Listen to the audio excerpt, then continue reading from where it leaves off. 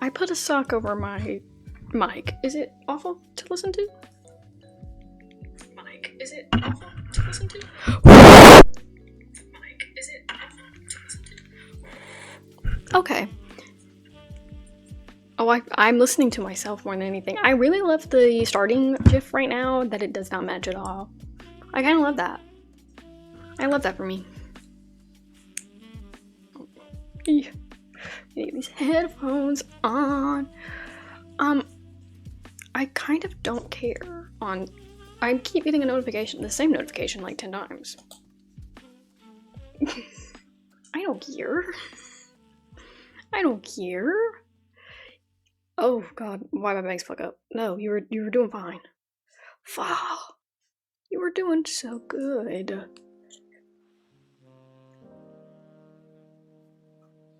Ugh. Why do they always want to fuck up, like, right?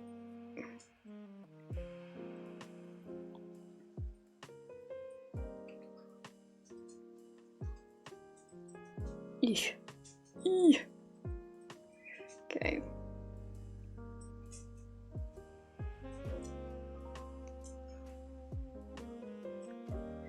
It looked fine earlier. This was gonna piss me off. It's because it's mirrored. I genuinely can't tell what direction it's in most of the time. Yeah. Ugh. Oh no, that's significantly worse, my friend.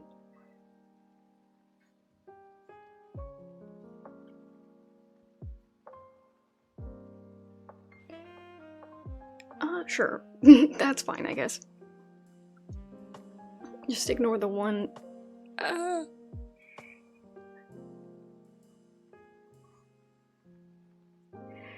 Okay. Sure. Works close enough.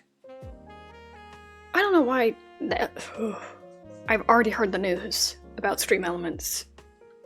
Oh my god. That's gonna be annoying. That is going to be the most annoying thing I'm gonna have to deal with, because now I have to import all of those overlays. Ugh. It's annoying. It's annoying, but like... Girl, whatever, it's fine. Like, ugh. But it's okay. It shouldn't be too hard. Loving other recommendations. I keep saying that. Anyway, hey, I did take the week off. I did, admittedly, I did. I posted a YouTube video because I'm awesome like that, and it did take me a week. Don't blame me, I have the world's worst executive dysfunction to mankind. It's bad. I should be able to post links in my own chat. Unless, you know, it does not want me to. New video. Yes. I played it on stream, the Archives of Traversa game. Okay, none of you were here for that. And that's okay. We live and we learn. That's completely okay. I love a good stream where I talk to myself. No one, not even me, realized in that damn game they're all you guys. They're all nanobytes tall. They're literally the fucking borrowers having civil war, and I love that for them. And basically all I talk about is, hey, like, do they need royalty? Like, do they need it? Like, can they not fix that? You know, we can't wish for better for these tiny people? Like, that's not allowed? And apparently not. If my bang's fucking up is my karma. Apparently fucking not. Whatever. Anyway, I got a new hoodie. As you can tell. Can the stream thing not do that anymore? It's actually... I keep seeing it move. It's distracting me. I hate that. Anyway. I am kin enough. You are kin enough. We are all kin enough. And apparently the news of Twitch subs, like, you don't have to be affiliated to do that, is now an official thing. I really thought it was like, oh, you can now get the payouts and you don't have to be, affiliate. I was like, oh, that would be crazy. But no, it's the same thing. I think one of the chatters told me about like months ago. Where I was like, you don't necessarily have to be. I guess they were just like, hey guys, you can do that, right? Or maybe it was like the bits and tiers. Maybe that's added to it. I don't really know. What I get my Twitch news from is VTubers, because VTubers are into that algorithm shit in a way that I can't understand it. I can't understand it, except I know when they say you should post on shorts, they're not lying. They're not lying. You 100% should. Those things get like 1,000 views if you post it like in the afternoon. Post it in the afternoon, that shit will get like at the very least 1K. Most of the time. I personally, I can't post more than 2 a day because one will do good mostly, and then the other one won't. Okay. And it doesn't bother me because I do this for fun.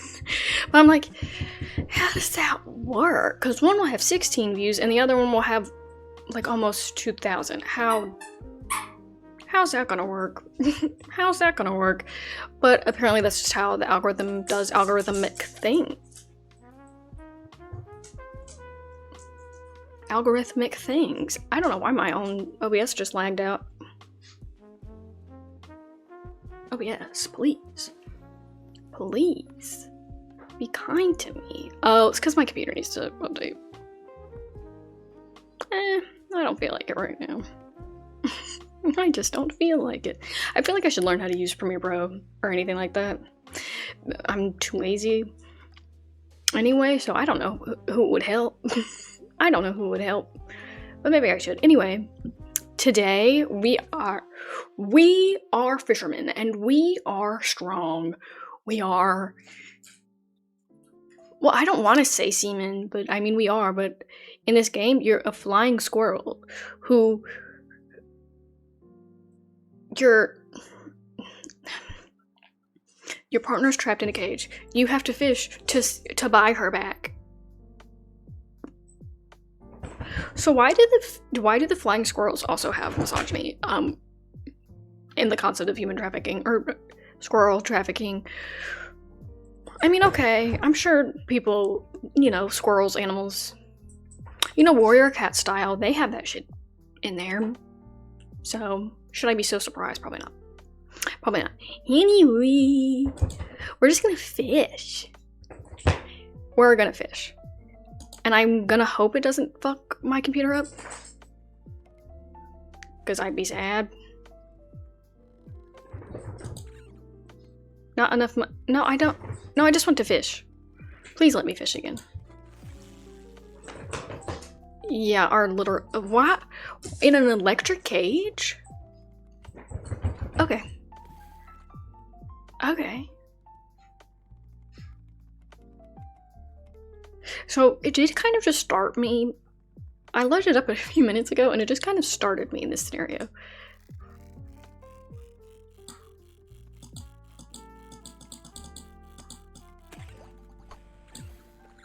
Oh. Oh. Okay, fun. Oh, that's an alligator? No, it's not.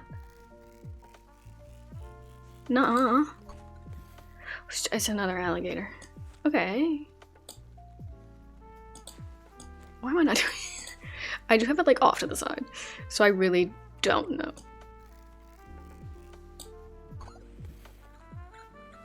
Oh. Okay, so that's not how that works. I really love the acid rain. It's just kind of we're just taking an L. We're just taking an L on that front. Okay, so that's just like, how did the alligator lose its legs? How did that happen? Semantically, how did that happen?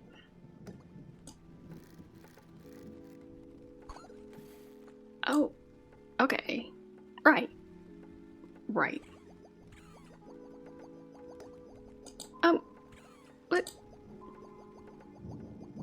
So how do I go back? Help! Help! Okay, so I have to click the arrow.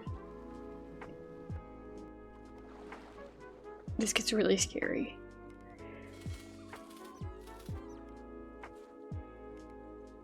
Can I see on here how much money I have? No, I can't. And here I thought I could get away with it. I really just can't see. Okay. Also, I love the little flying squirrel design. It just reminds me of, what is his name? From Ninja Turtles. It's not Shredder. Shredder's the evil one. What the fuck is the name of the sewer thing? He has a name. Like, he has a name. I know, I watched the animated Teenage Mutant Ninja Turtles, like, probably like a month ago, but whatever. Oh, I do have money. Okay, well that's...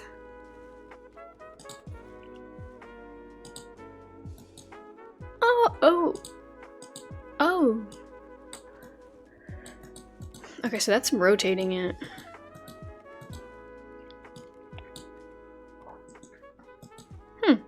Okay. No, like, yeah. No, like, no, like, yeah. For sure. Just go in there. We definitely need that for the rain of hell. And I guess a heal? I want to have anywhere. I want to have anywhere to put these weird fucking alligators, but that's fine. Okay. To rotate fish, also to use items. Oh, only 20 seconds.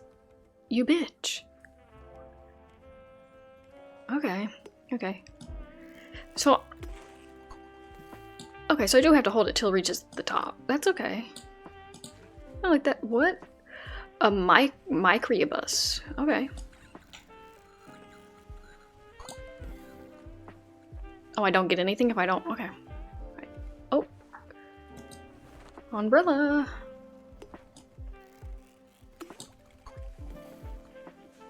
A shell? Okay, that's cute. It's cute. I don't know how that's gonna get us our wife back, but that's okay. Another fucking alligator. They just can't be that good. Ooh. I guess I should get more... Oh, not all the rain is acid rain. That's interesting.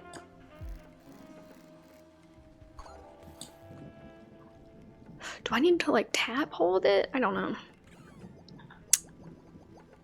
What?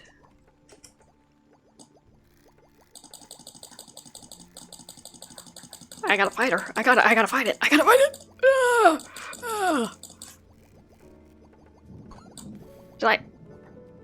Okay, well, we need to go back. The sea is bubbling at us. Let me go.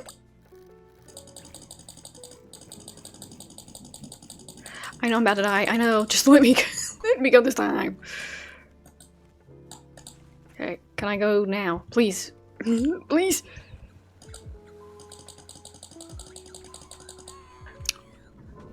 Oh, it's extract, leave. My fault. My fault, man. Right.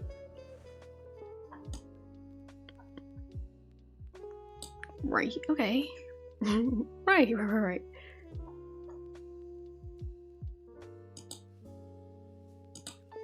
Oh, I don't have enough money.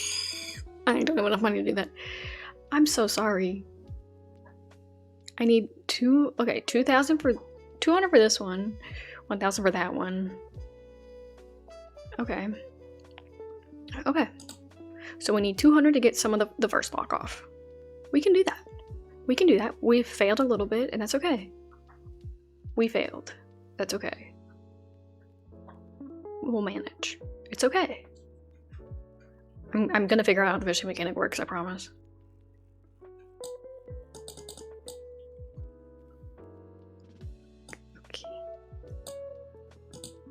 I guess I give 30. That's probably what that means. It gives 30. Oh, yay, health! Hoorah! I mean, damn. Just acid rain immediately. Okay, I guess as long as it's in the green, it's fine? Maybe?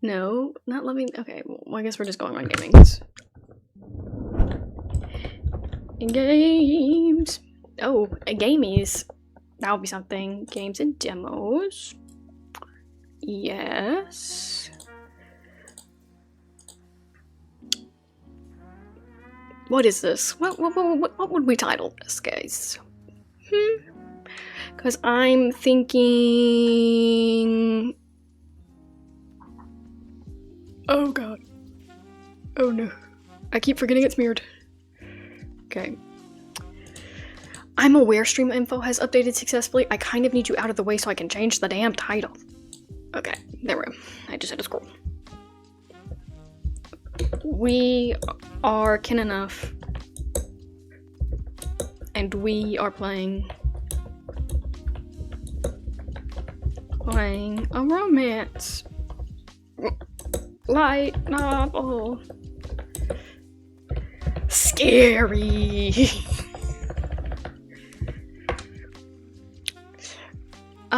I think the game has its HDIO. Come back. Please check this link. The list. Okay. Just tell me. Of course, it's a fucking Yandere game. What is with me? I keep finding them.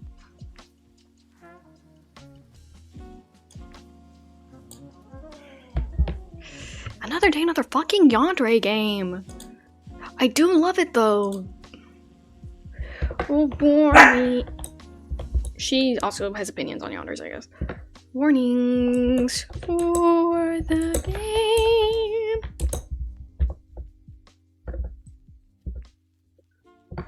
Hoorah. Can I pin that? Yes, I can.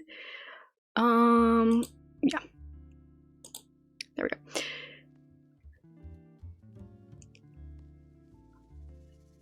I need to add that this is a Yandere romance novel game. I do play them all the time. Unfortunately, if I had to do a tier list of the ones we've played, I would have to, like, if I rank them by, like, I wonder if I would have to rank them by who I would be willing to date or who I think is, you know, we should be willing to look past it because they are, you know, great character designs. Pink hair jellyfish haircut. He's a crazy person. Genuinely crazy. We're gonna get into the ethics of Yandere games in a minute, I guess. Dropped frames, 3,000. So, like, how? Like, how? Like, how did that happen? Will it be okay? Can I make you tinier? Please let me make you tinier. Yes! Thank you! I'm gonna make this as tiny as my window screen! And he has pink hair. I mean, like, I wouldn't say I have a type, because I think I just have a favorite character design. If a character has pink hair, I love them immediately. And I will excuse all their bad actions. Just kidding. Just kidding. Will this fit? Oh, let's try.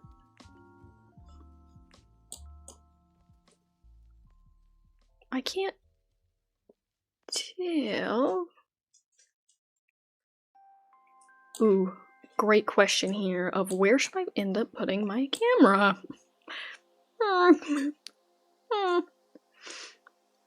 I think we'll pick eventually. Okay, start. Good lord. Okay, hold on. Let me give her a snack before we officially start. And you can see.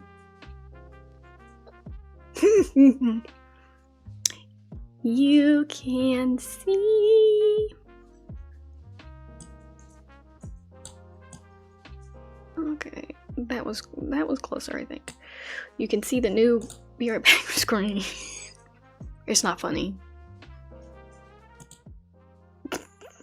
It's funny to me. It's just because I like geese.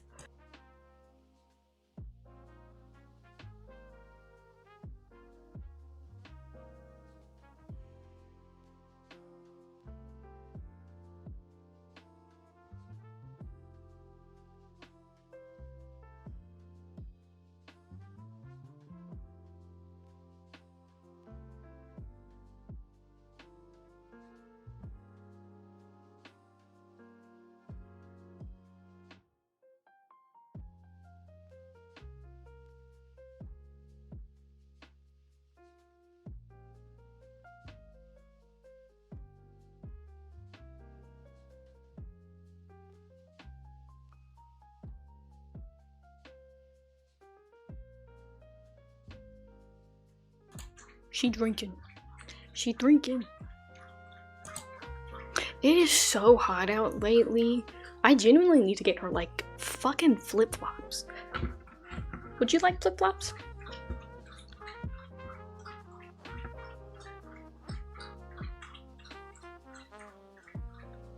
Would you like flip-flops? You, right here. Would you like flip-flops? Would you like flip-flops? I hope jumping to me means you. Yes. Oh, hold on. Our good friend. Our good friend. Friend of the stream. Beep, beep. You can keep eating. I'm gonna get you flip-flops anyway. Nope. My entire YouTube video, she's just sitting in my lap. I got you a snack. Please eat your snack, because you're gonna get mad at me if you can't eat your snack. Artichoke, artichoke. You can still sit up here with me. She's gonna want to get down in like 2 minutes. She kept doing that while I was recording. It was great. It was really great. I just clocked what's on my screen right now. That's actually a really fun bit of censoring. Is it flowers?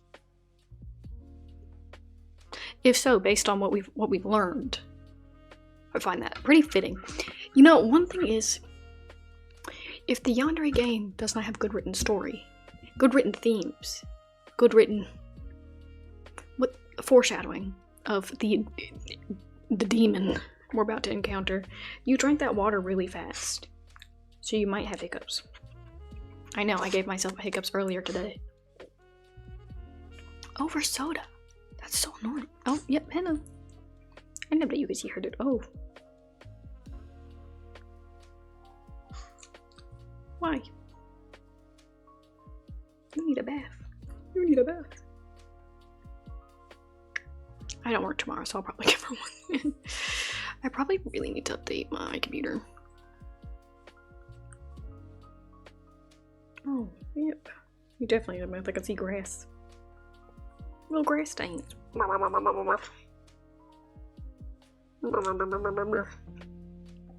guys want full screen of her? Oh, she's too tiny. She's too tiny. Hello, my friend. Hello.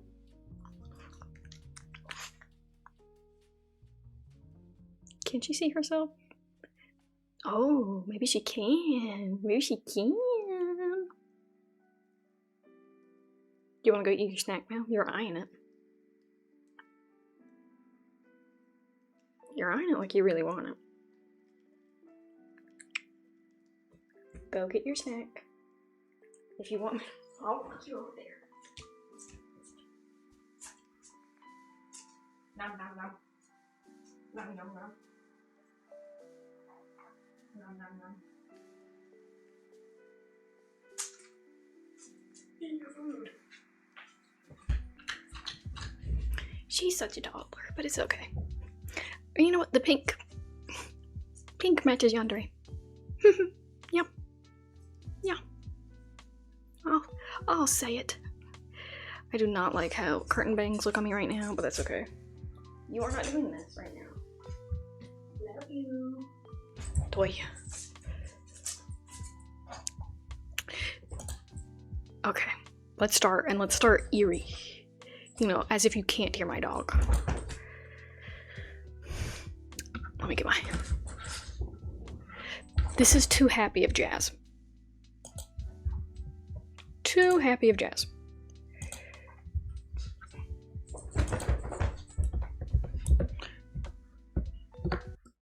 Hold on.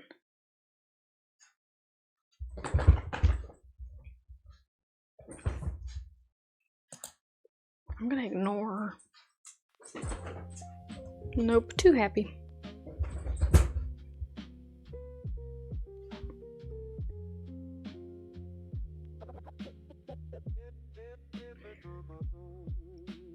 Rainy night in Chicago, 1920s?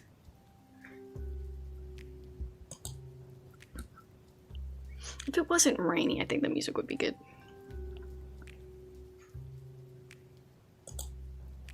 Hell yeah.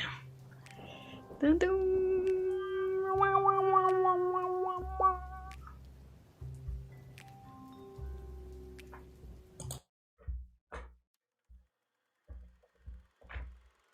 1 hour jazz noir saxophone music. What do we think? Too cheery. But it's okay. I'm gonna turn it down. Like a little. Hopefully it's not too much. Okay.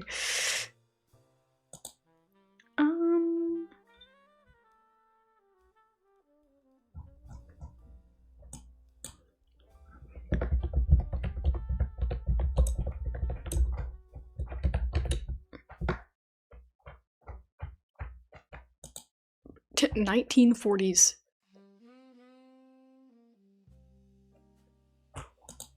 Yeah, hell yeah, sure. Sure. I mean, this game is gonna have a lot to do with death, so. The woman in front of you lays with ghastly pallor. I don't know what that word means.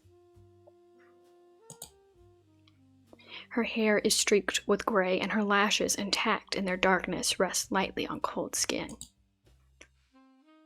Around her lips, pale splotches of pink blossom to the jawline.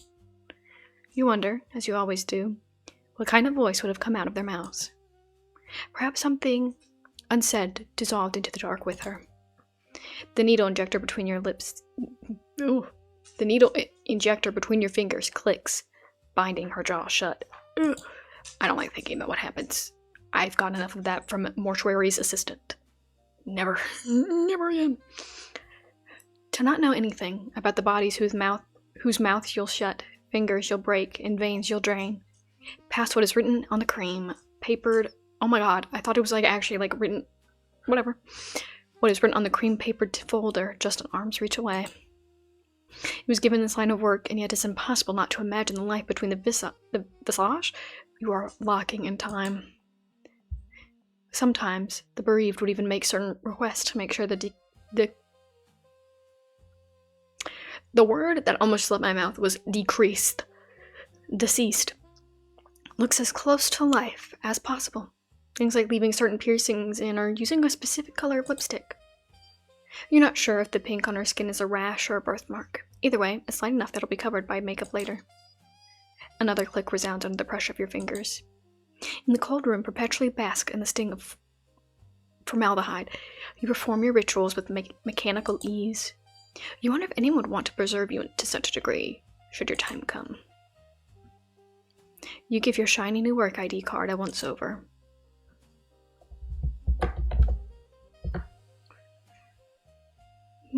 Non-binary. And other personal information. You make a mental note not to lose the card again. Ash. How come you get a new card? Lost my entire lanyard a while back. Either the class broke or I accidentally left it somewhere.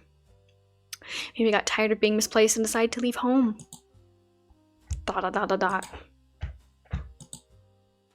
Can you at least smile? No. A colleague turned good friend of yours, youthful and naturally easygoing. Ash is a breath of fresh air in the funeral home staff. Okay. Despite her occasional childishness,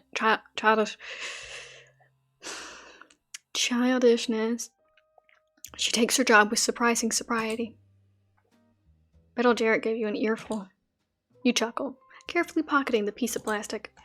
Only for 5 minutes. Your record's not broken yet. That's too bad. That's a fucking bird outside. Oh my god.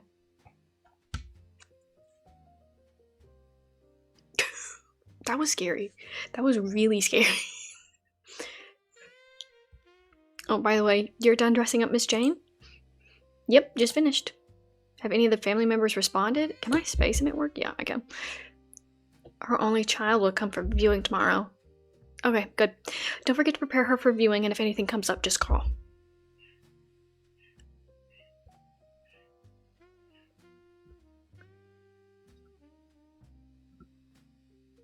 Is that a real life bird, or is that the music one?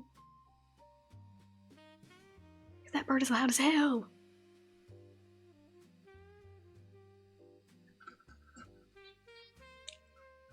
I'm assuming it's music. Whoever has done the audio layering engineering on this, props to you, because I keep thinking it's real. Aye, aye, Captain. May your endeavors be fruitful. She straightens and salutes. That's my favorite one to do. Earning a grin from you. See, Ash. You give her a friendly pat on the shoulder. ASMR. And exit the building. I feel like the only color is pink that is highlighted mostly. Everything else kind of has a muted palette. Oh my god, I know why now. Oh my god. Immediately put that one together because his ass is gonna be pink. Fuck. He's gonna be pink like a fucking Teletubby. Afternoon warmth replaces the lobby's air-conditioned chill, staring up at... I can read. Starting a pace, you review the day's task in your head. Jane Avery, a wealthy businesswoman from the northern side of the city, recently passed away in the hospital due to natural causes. It was a heart attack. Before her death, she left 2 letters detailing the preferred setting of her funeral arrangements. At dawn, her body came in from the hospital. It was one of her assistants who handed the letters, the first one only having your name on it, and the second one having both you and someone you don't know. The first letter contained a deposit payment and viewing request. She mentioned people that she would like to have involved in it.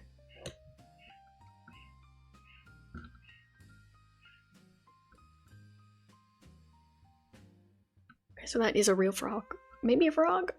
Maybe a bird.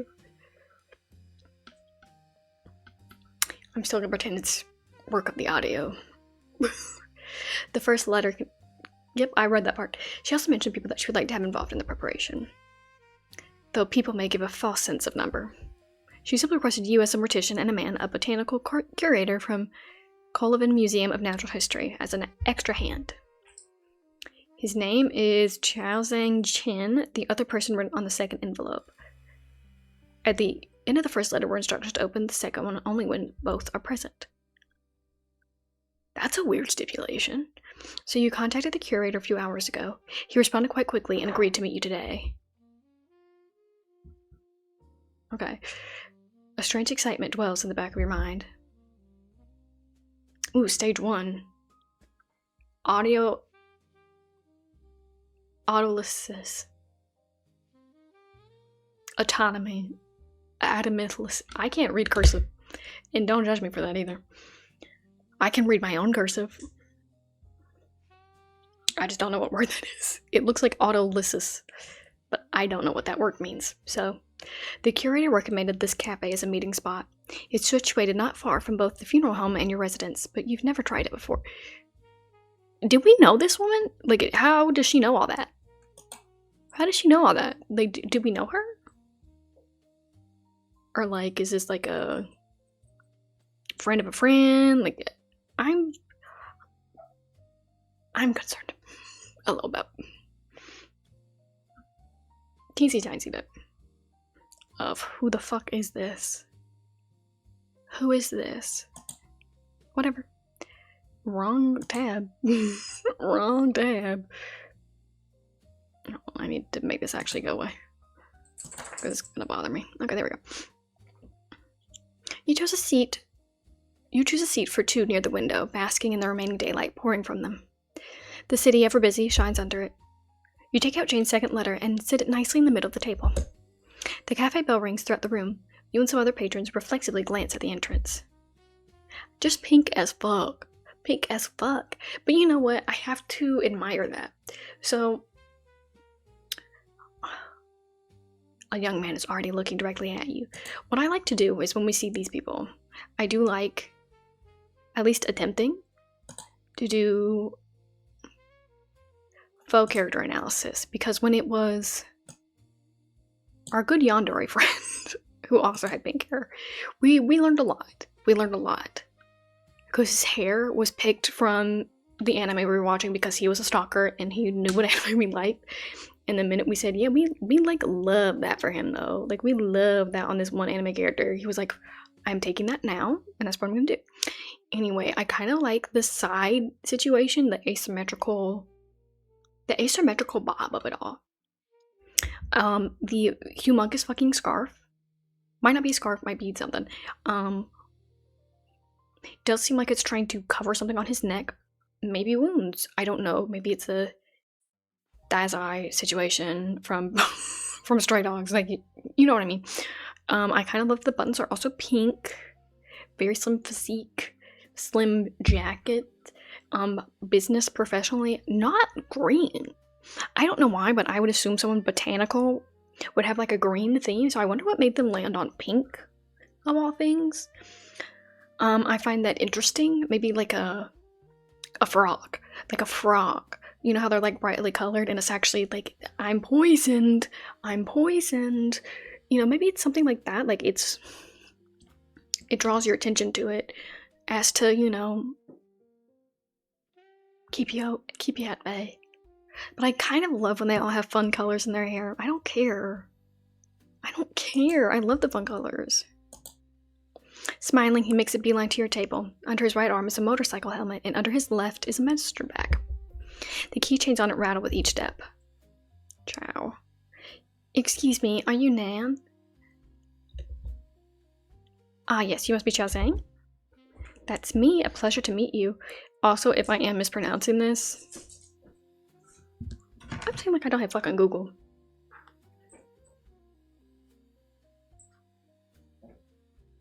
Let's find out how to pronounce this together. At least the first part. Okay, so everyone is assuming that it is the name. Ciao. Chinese specifically. Gotcha.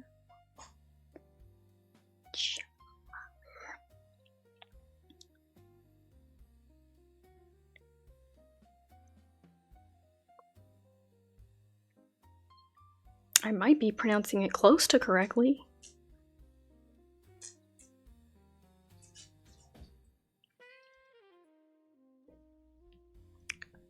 Hold on.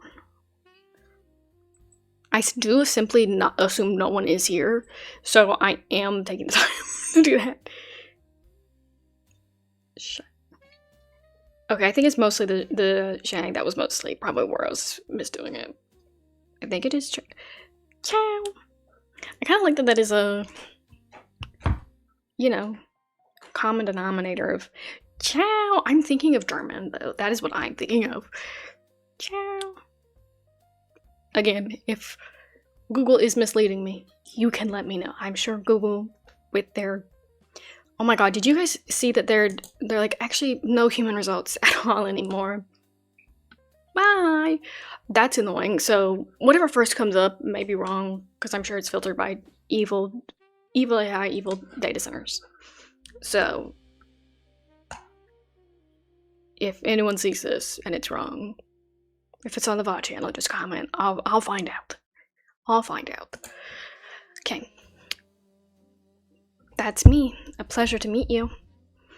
I feel like you would have a softer voice. He meets your extended hand over the table and takes a seat. Sorry to keep you waiting. Traffic's quite bad today. No, it's alright. I just got here myself. Did you come here straight from work? I did. Had to sort out some papers this morning. His gaze falls to the letter at the table. I wonder why botanical? Why botanical? Why botanical? That's what I'm wondering. What does flowers and botanical garden? Maybe she wants to be buried in a botanical garden? That would be my assumption. I'm trying to straighten out my shoulders a little bit. So I am trying to move in close to this. But I keep fucking with the table. Sup, guys. Sup. Is this too much? I wonder. I am kin enough. Everyone is kin enough. Yeah. Ready, guys? Popping my neck. 3. I'll do it right next to the mic, 2. Ooh. I'll find out if you could hear that. I'll find out. Okay.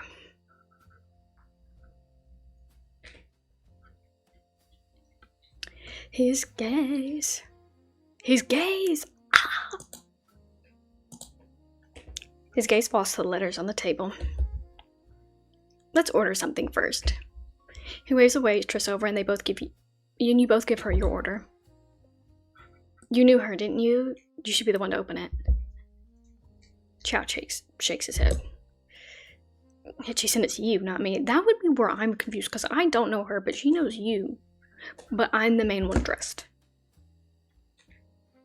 I'm thinking maybe she does want to be buried, like in the botanical garden, or maybe she wants to be turned into a flower. I don't know. Go ahead, we'll read it together anyways. You offer him a small smile and open the unbroken envelope. The paper is the same as the first letter, thick and of high quality, so cardstock. The late Jane Avery wrote meticulously. You lift the paper in the middle of the table, facing the window, so both of you can read at the same time. Her handwriting comes to life in clear, simple cursive. After a minute or so, your eyes meet his at the same time. The silence is broken when the waitress brings in your orders, and both of you let out a short thanks. Can I read it again? He takes the letter and scans it again. With him occupied, this is the first time you observe his features. You didn't expect anything in particular, but with a title such as Botanical Curator, you can't help but expect a more aged person. Someone much more closer to the deceased age than yours. Maybe they're related? That would be probably a incidental Nepo baby assumption, but that is what I would assume. If they know each other. A simple type of handsomeness graces his features, framed by the hair the shade of blunt. My God. Framed by hair the shade of blooming petals. Great description for pink hair. His eyes are soft and youthful. They brim with apparent curiosity. Still, there's an air of maturity in how the man carries himself. His voice is stable, and his stride is confident. So he's like 26. He's like 26. Chow's fingers absolutely drum the table, bringing you back to attention.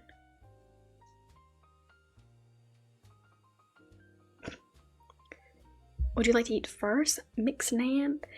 Okay. Maybe cold opinion. Cold take opinion. But it only applies to me. It only applies to me. I don't like it.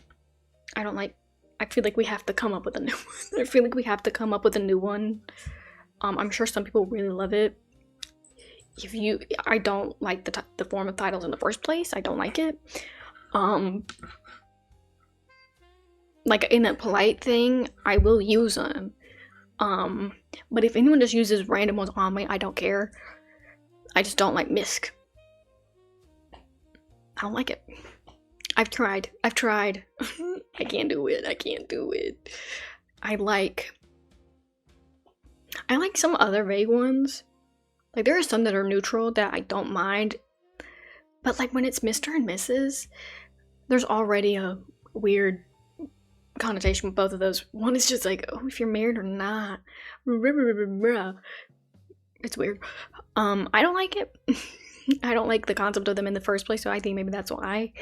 I think I'm just, like, too used to, like, the little miss, blah, blah, blah, and little mister, blah, blah, blah. Shit like that. It just doesn't roll off the tongue. It really doesn't. I say we get new ones. New ones for everybody. We rework it. Rework it.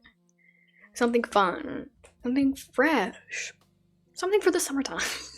I don't know. I can't get into it.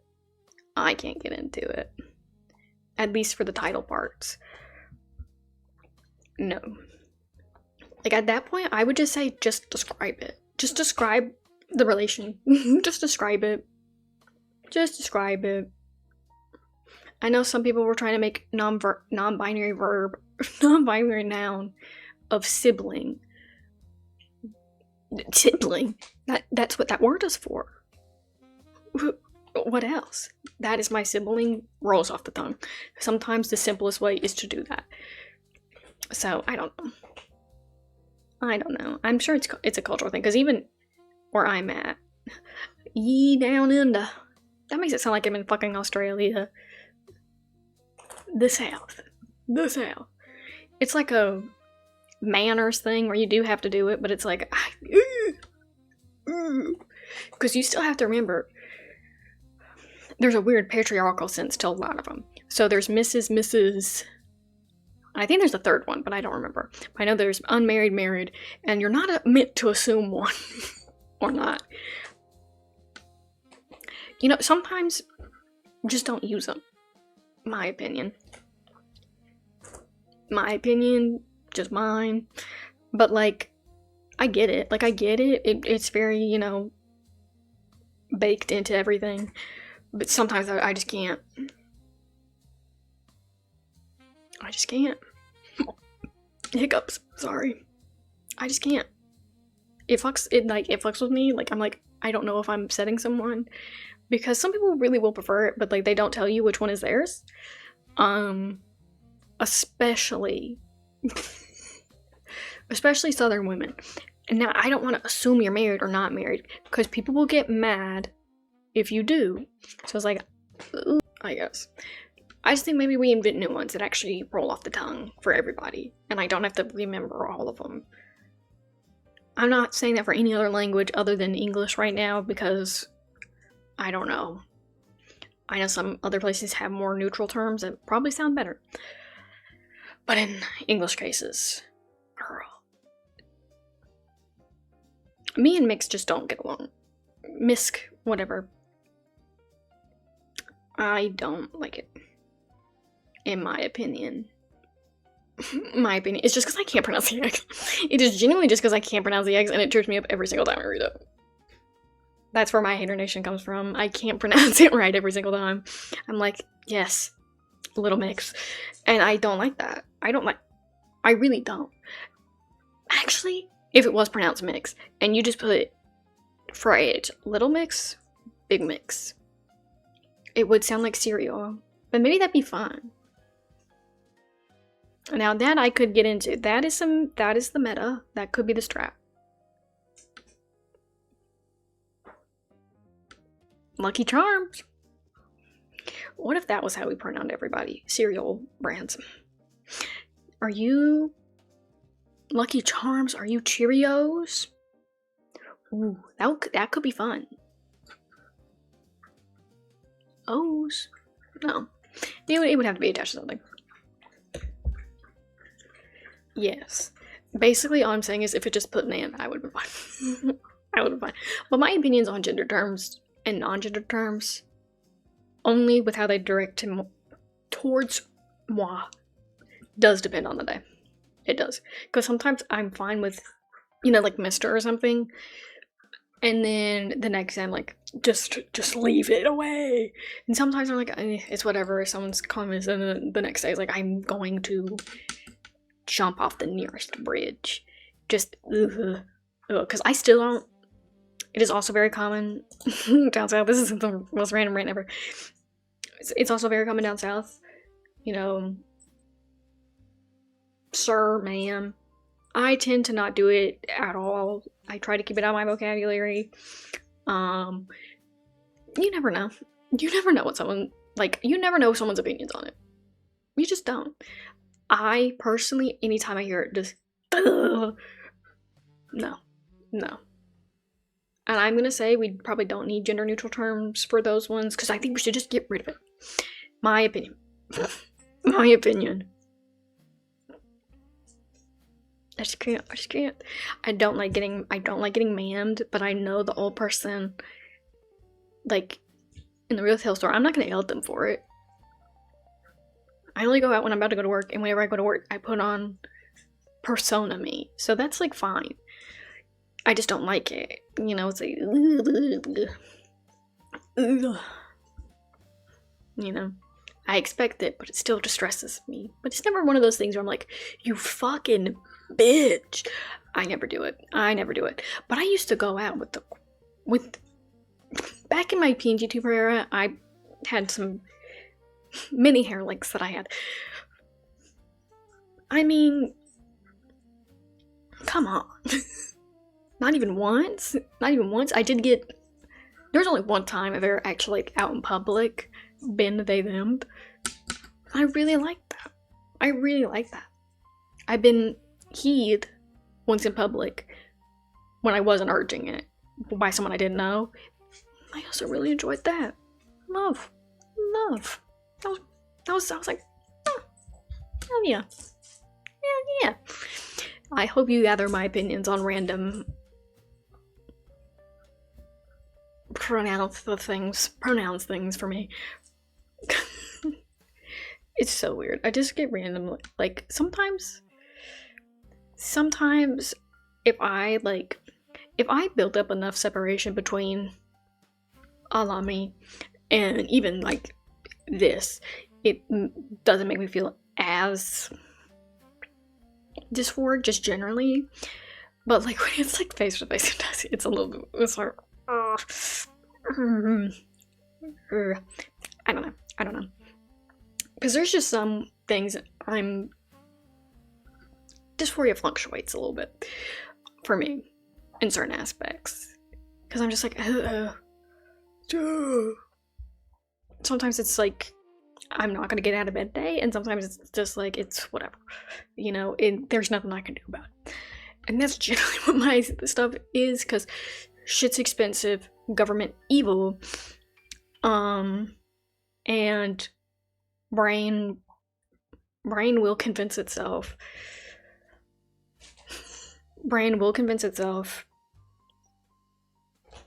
that this, like, people after us. I don't understand it. I don't know. I have to start treating it like it is. Like, I have to start taking the advice from, like, OCD compulsions to kind of actually help it at all. Because it's so bad sometimes. It's not as bad right now. But it is occasionally. I had to go back. I was at work for another 30 minutes today. And I just going back and forth between my car, checking to make sure that I had actually clocked out. Each time I convince myself, no, I actually didn't, even though I can go on the app for my work and see that I did. I'm like, what if it's wrong? And I just kept doing it. I don't like that. I don't like doing that. And I get similar with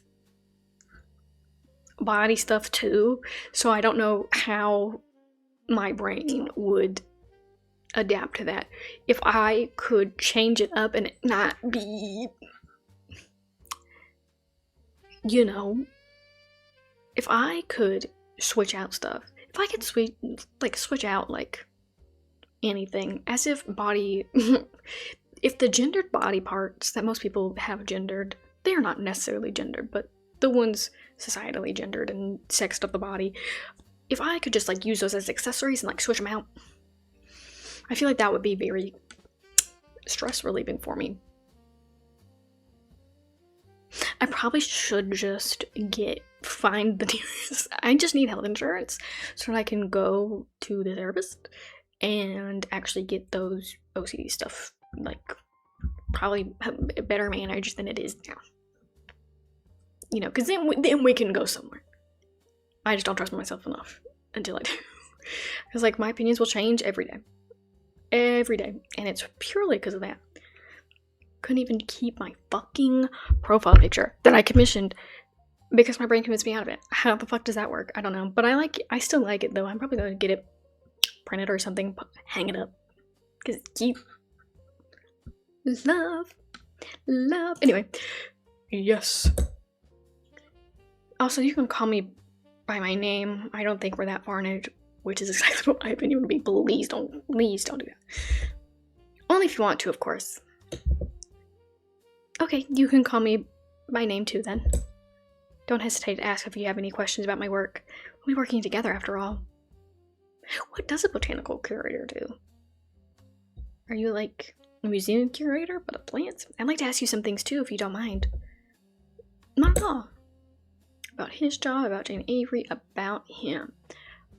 I don't know Jane Avery, so I feel like I should ask him.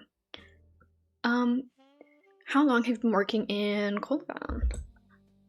Around a year now, you? Almost 2 years in Heaven Shade. I felt welcome from the start, though. The other staff are really nice. Same here. Good coworkers always help make the job worthwhile. You nod in agreement. What about you and Miss Jane? Were you familiar with each other? A little, actually. She's a benefactor and a frequent visitor of the museum. Okay, so it's at a museum. She was a busy. Oh, so probably like prehistoric plants? That's fun. Please tell me about your job now. She was a busy woman, but in her free time, she'd visit the museum sometimes. She came to recognize us, her herbaria staff. I don't think that's right. How long have you known her? Only after I took the job, so less than a year. We talk about the museum, its collection, or mundane things. We're not personally close, but she was bright and a little intimidating in a good way. I had no idea she had an illness, though. Was she in the hospital? Yeah, her body came in from the hospital across the street. Any idea how long she was there? According to her employees, she had stayed in the hospital for weeks. Her death was quite sudden, but unsurprising, they said. Any visitors or family members so far? No, only her employees. My friend has contacted her son, though. You see, it's natural causes, then. Yeah, cardiac arrest. Chow nods, seemingly finished with his line of questioning. Well, let's meet her wishes as best we can, then. Of course. I didn't know Miss Jane at all, so she most likely heard about me from someone else. But I'm honored that she asked for me specifically. Your tone and words are a product of both experience and genuine empathy. You've exchanged your condolences with Chow via text, but talking directly is always different. About his job. What do botanical curators do? Okay, my guess. Prehistoric plants, seed collections, plant displays. A variety of things. We handle the acquisition, documentation, and preservation of botanical collections. The museum has a herbarium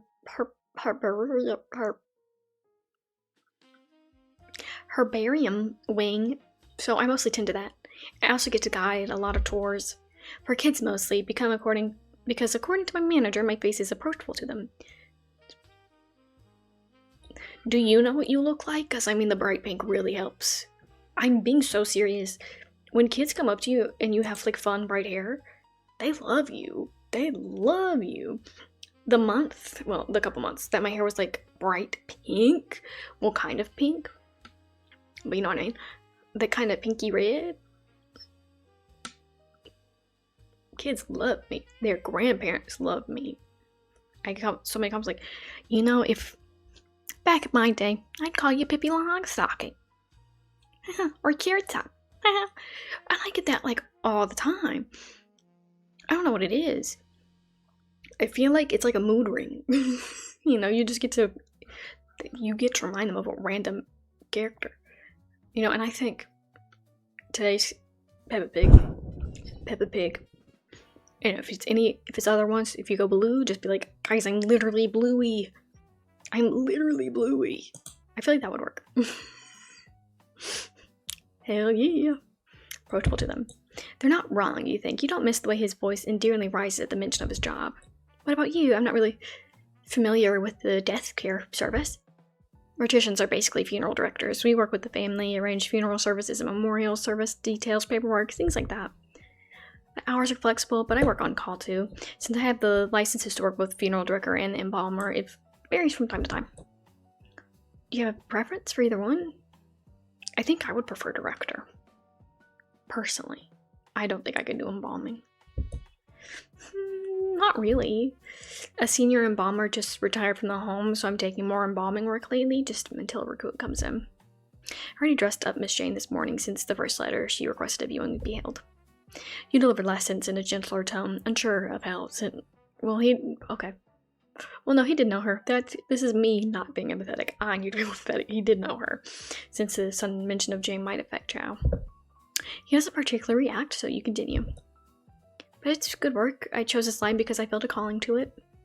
What about you, Chow? What made you choose your job? Choose your job. He suddenly perks up at the sound of his name. I always had an urge to preserve and understand what I like.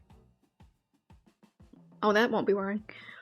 Since childhood, I'd had an interest in plants, no matter their kind.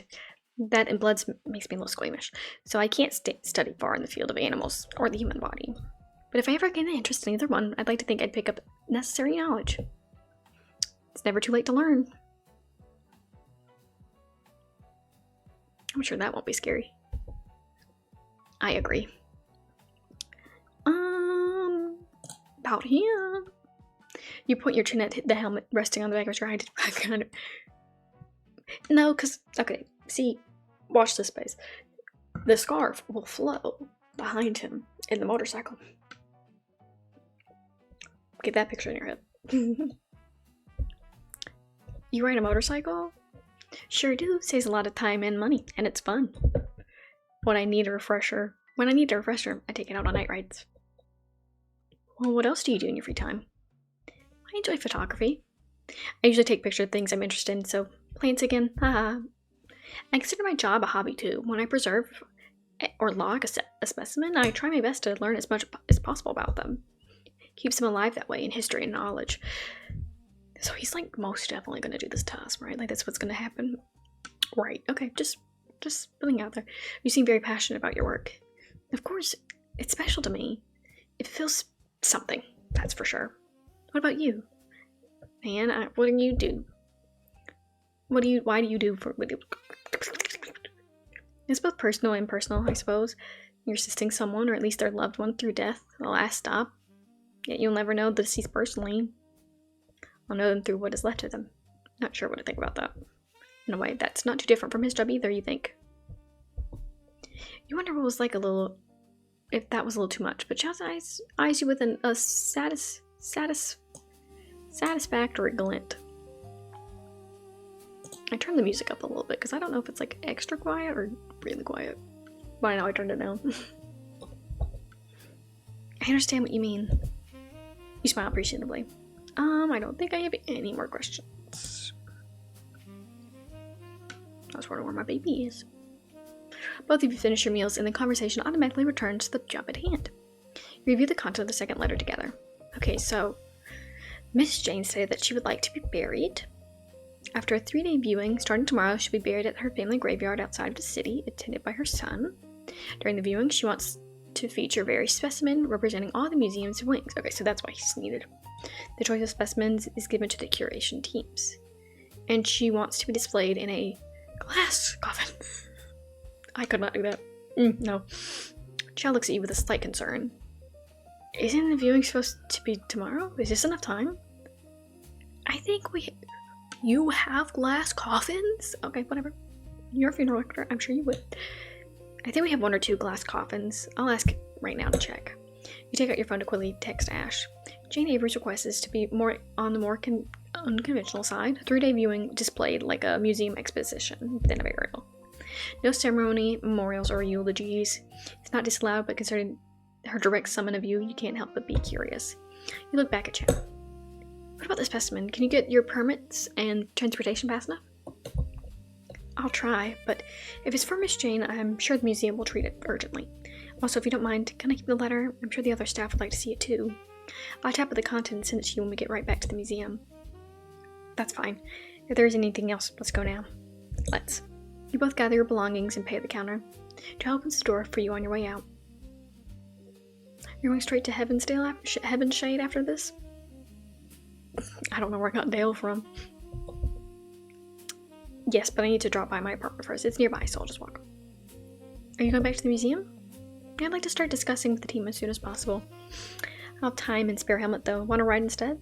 I drive carefully, so don't worry. He walks over towards his motorcycle. Its body, dark and shiny, reflects the city in the form of bloated glass buildings. A tempting offer from a sweet young man. You know how I play these damn games. I'm good. I will talk my shit and enable it all the same. We'll go on that motorcycle ride? Sure, thanks a lot, Chow. You slip on the helmet he hands you. It's a perfect fit. But his hand fusses with the clicking on the strap buckle. Chow watches you with slight amusement in the seat of his vehicle. May I? Yes, please. His hands are careful not to touch your face. They close your helmet's buckle with a satisfying click. The strap tightens under your chin and he steps back, putting on his own helmet. You take your seat behind Chow carefully, legs touching ever so slightly with his. Obviously. At such proximity, you notice the slight flowery fragrance his jacket carries. The thing is, I think if you work with plants enough, you just start smelling like wet dirt. But maybe that's just because at the grocery store, that is what I think it smells like a little bit. Weird too, man. You tell me your apartment name. I can tell you the ways we go, or do you prefer map? No, it's okay. What do you mean? What do you mean? The vehicle's engine comes to life and Jack is side to side. Me too, babe. Me too, babe. Ah, that one didn't crack. That's fine. It's fine. I know where it is.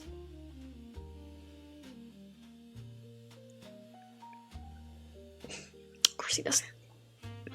Of course he does. So my theory right now, I think he told Miss Avery about us.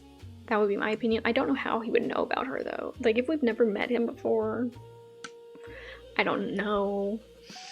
Or maybe Miss Avery told him? I don't know. I met you today. How do you know that? How do you know that, friend? How do you know that? Act 2. No. Day 1. Okay, so I think we're gonna go through the 3 days of the Jane Avery viewing. I think that's gonna be the main thing. The morning light bathes the funeral home's woody interior. The next 3 days will be spent by you arranging and overseeing the viewing of Jane Avery. Everything's prepared and ready for this morning. You enter the viewing room for the last minute check. In the center lies Jane's embalmed body. The natural state of her features are sharp and severe, commanding attention even in slumber. You had more than enough time to survey the woman's face in the morgue, and yet here, when you laid her in the glass coffin, one feels compelled to look even longer. Surrounded by rich flowers and fabric, at the moment, this room looks more like a museum rather than a funeral home. I see her vision. The room is elegantly decorated and successfully adorned with various displays of plants, both living and preserved courtesy of the museum. Condolence gifts and flowers line the area, all coming from business partners. You've done this countless times before, but the circumstance of you being requested by name by a stranger gives you a heightened sense of attentiveness. It won't be long until guests start coming in. Time to focus. There's a moderate amount of people milling in and out of the room today, including people from bodies to which she was patron. Both higher-ups and staff from the Colvia Museum of Natural History will pay their respects to the late woman. You mostly stand by the landing area between the hall and the viewing room. No sign of the sun yet. Nan? You turn and face a tall man with black hair and a familiar face. Owen? Hey! Owen Weaver, your high school friend. Not the closest, but you've had an amiable relationship with the man. You last met at a reunion a few months ago. Fatigue is more apparent on his pale face compared to back then. What if he's the son? Possible? It is you. Hey, are you the one handling this? I am. Do you need anything?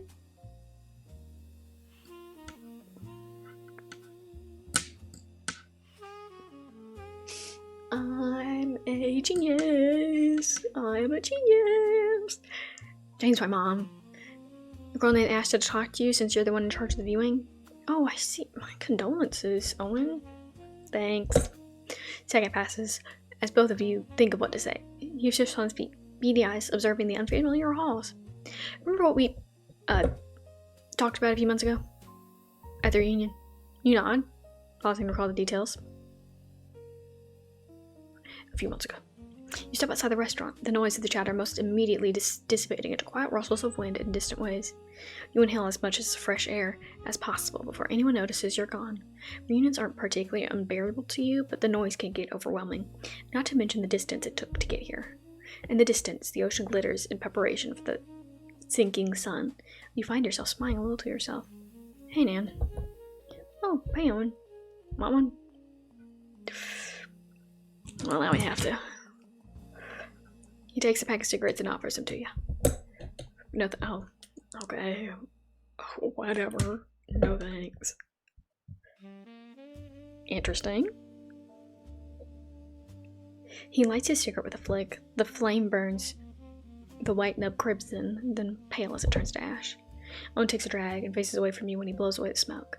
Side by side, both of you face the street and the slim silver of ocean ahead. Back then, the man was well built and a member of the sports team, a fact that didn't change over the years, you notice. He's grown broader, with tattoos on his sculpted forearms. There's a manly, attractive maturity to his face. Pleasant silence falls on the street for a while. Occasional chirping of birds and rustling leaves matters to the air. You're a mortician, right? Can I ask you something? Sure. Ever handled a family member or someone you know? For funeral arrangements or embalming? Both, sure. Several times. And you're not too sad to do it? Did he kill his mom? Sorry, random thoughts happening. I get sad at the job more often than you think. But I always tell myself that I'm helping preserve the memory of them, giving them one last send-off. It's harder when I know that person, but a job is a job. Memory, huh. Another silent descends.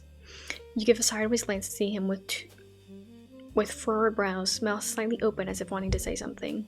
You notice how his nail beds are dry, with the index and middle finger ever so slightly stained with nicotine. If I can ask, did you lose someone recently? Short silence. He nails a deep breath, a deep hiss of smoke, and lets it out into the yellow afternoon sky. Yeah? No? She's still alive, but not in my life anymore. She's not in good condition, last I heard. Her time's probably coming soon. You can say I've lost her a long, long time ago. But the memory is there to keep, if I never had any. You face his side profile. His eyes drop from the horizon to the gray asphalt. His voice comes out weaker than you expected. I barely know anything about her. It's like she's already dead. You school your expression for trying nothing. It's given in your field of work. Words would be too raw, painful, or cruel in other conversations. Perhaps there's a comfort in talking to someone like you. So close to the edge of life, there's an urge to confess with the rest of the world, but not here. Or you can give a response. Owen soundlessly laughs with a shake of his head. What the fuck am I saying? My bad, Nan. I'm out of it lately. No, it's alright. Your kind expression placates him. He runs a hand down his hair as he looks the other way and puffs out the smoke. I feel like someone's staring at me whenever I go out. It's getting on my nerves. My money's on it being one of her business partners.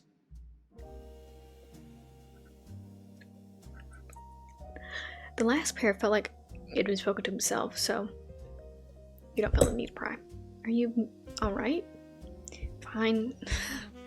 Sorry again. He sighs, completely regaining his senses once more. When I lose my mind one day and bite the dust, you have dibs on me, okay? I'm booking you a good advance. With a grin and something morbid out of his mouth, he looks like his younger self, a memory of simpler times that had led you to this moment. What cig do you want? I'll put it in your pocket. That's allowed? Of course. What are they gonna do? You're dead. His broad shoulders shake in silent laughter. You want to commit this moment to memory. You have a feeling it will matter.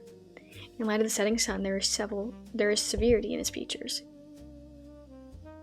Features that now, you know it, bear a stark resemblance to the late Jane Avery, the same pale skin, sunken eyes, and black hair. Was she the person you mentioned? One and only. What are the odds? Her office employees knew the news first, not me. He chuckles, but you see the unmistakable emotion behind his eyes. Hurt. Anyway, how long are you going to be here? All day, until the burial. Okay, me too then. He glanced at the other visitors, an awkward look on his face. Clearly, he doesn't want to go in yet.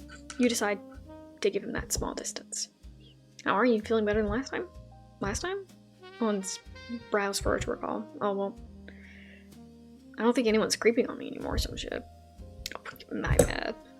My bad. No cussing here. Well, you lightly laugh. Preferably, yeah. You and Owen continue to talk, catching up on things these past few months. The conversation flows naturally, even occasionally bringing up stale, years-old high school drama. You remind yourself to talk to your old friends more. A quick flutter of pink and green catches the corner of your eye. Will he at least be wearing green? You're botanical, we're green! Oh, wait, Owen, you should meet... When you face the corner again, there's no traces of the man. Owen turns his head to look in the same direction. Oh, never mind, he's gone. I'll introduce you to some other time. Cool. Once again, his eyes the entrance to the viewing room. Guess I should go. I recognize some of the snobs. Go ahead. You stay on the landing for a while, greeting some guests. Someone requested for a package to be moved from the lobby to the area, so you head over to that hall once more. Dan! Chow appears to you. My god, I can't read. Appears to your side. The usual gentle smile eased on his face. Oh, hi. I saw you earlier. Where'd you go? Crazy way to talk at a funeral home. Sorry. I'm thinking of my good friend. My good friend, Mr. Mermaid. I don't remember his name. I was looking around. Sorry, this place is huge. Right, it's an old building, so that was confusing too. Where are you going? I need to carry a flower stand from the lobby to the viewing room. Can I help? Oh, great, thank you. Not a problem, Nan. This counts your day off from the museum. They give me days off for viewing since my name is on Jane's request list, along with you. I'll be helping around, so tell me if there's anything you need. Thank you, child. You're welcome. Who were you talking to earlier? He doesn't look like staff. You have to ease in. He's doing it casually. But if you're gonna already be this controlling, you have to like ease it in. Like, oh my god, was that one of the business partners we're talking? Like, it has to be one easy sentence. Nothing suspicious. He's doing it pretty good, but I know what game we're playing. I forgot to tell you, he's Jane's son, Owen Weaver, my high school friend. Really? I know, we last met at a reunion a few months ago though, so I still recognize him. Has Jane ever mentioned the son to you? Joe lets out a non-committal hum as you both reach the flower stand. Don't remember. He immediately goes to work, lifting the stand from the ground with a strength that seemingly exceeds his build. Okay, my theory, maybe he killed her. And he was stalking Owen because he didn't want anyone near Jane. My theory. Joe's of average build, but he seems to be on the more slender side. You've only seen him wear baggy or loose clothes so far, but it can be seen through his neck, arms, and hands. You've been paying attention. I'd admit that. I admit that all the time. Which on his flower arrangement, because I don't view it as anything. When you're on the flower arrangement in tow, you head to the viewing room. It feels nice to break the routine. You think working and doing your daily work with someone new for a change. What? I read that wrong. You place the stand just in time for Ash to pass by in the hall in front of the viewing. Ash! Man, and you are? Chao Zhang. I can read. I've read this before. Chao Zhang Chin. You can call me Chao. Oh, the one from Colavan. I'm Ash. Nice to meet you. How are you liking our place so far? It's really big. How old is this building? Dunno. You'd have to ask. That's not a real name. It is a real name. I know how to pronounce that. Jarek. For sure. Our manager. Our prison warden. You give Ash a light slap on the shoulder. Bad-mouthing your superior in front of our guests doesn't do wonders to your nerves. Luckily, Joe laughs. We have those back at Colavan. What do you do there? I'm a botanical curator. My job is quite flexible. I'll take on anything in the museum as long as I'm able to. Cool. What about you? Are you a mortician like Nan too? Nope, I work in administration and in counseling. I'm not a fan of the actual embalming, the receiving or refrigerating rooms as far as I'm usually able to go. What types of rooms are there here? Jay refers the question to you, eyes brimming with curiosity. When a body is sent in, it goes into the receiving room, refrigerating room, and then to the embalming room. Sometimes the latter two are in one space. There's also a prep room for the embalming room, accessible from both refrigerating room and the hall. The young man's face is set in a contemplative state. You make eye contact with Ash, and she makes a teasing raise of eyebrows. Before you silently raise yours in inquisition, she clasps her hand lightly. Anyways, I should go. See you guys tomorrow. Sorry, too casual for the funeral happening. Yeah, see you. Nice meeting you, Ash. I do like how that everyone has a little flavor of pink on them. She slaps your shoulder as she walks by, nearly missing your swing in return. Zhao laughs at the slight. I'm sorry, she's quite... Well, don't worry, I'm happy to meet your friend. You smile at his enthusiasm. The pink belt, too? I just noticed that. He got that shit on! The rest of the day goes by smoothly. Visitors clear out and you wrap up, making sure to knock everything into place. As you walk home, you can't help but think of the events of the day. She had to leave early in the afternoon due to an urgent delivery in the museum. You didn't miss the way he deflated after the call. He reassured you he'll be back tomorrow. Girl, duh. Then there's Owen. What were the odds? Back then, he's always been the enigmatic type, and not unfriendly, but still difficult to parse. You've always felt that something was bearing heavy in his mind. Was it Jane, then? was the last time you really mingled in your high school days? You had friends, and you still do now, yet the weight of adulthood seems to make things more difficult. People used to be more honest, more readable, and easier to understand, in a way that you appreciate about the dead. They hide nothing, bearing themselves bare in front of the undertaker. There has to be another phrasing of that. In some strange, unacceptable way, you wonder what it feels like.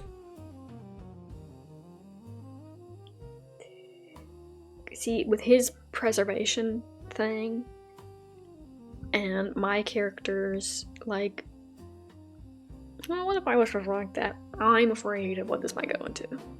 Like a little bit. Day 2 of Jane Avery's viewing. Another day has started. It's bright as usual from the tall windows of the funeral home. You're getting used to Zhao's presence. He helps you throughout the viewing, even entertaining questions from the guests about the displayed museum pieces. Alan keeps coming in and out with a pained look on his face. When he's in the viewing room, he either sits in silence or talks to you what you assume to be distant relatives or some business contacts. You still haven't had the time to talk to him again or introduce him to Zhao. When unoccupied, you... Oh, one thing about me, I'm going to enable this. We're talking Zhao. You find yourself easily lost in small, pleasant conversations with Zhao. I wonder why. Do you always wear black during the job? Most of the time, but not always. Different cultures use different many colors. May use different colors. Once I had a family ask if I could wear the brightest colors that I had, so I did. It must be interesting interacting with so many people every day. I don't think I could do that. I'll get tired easily.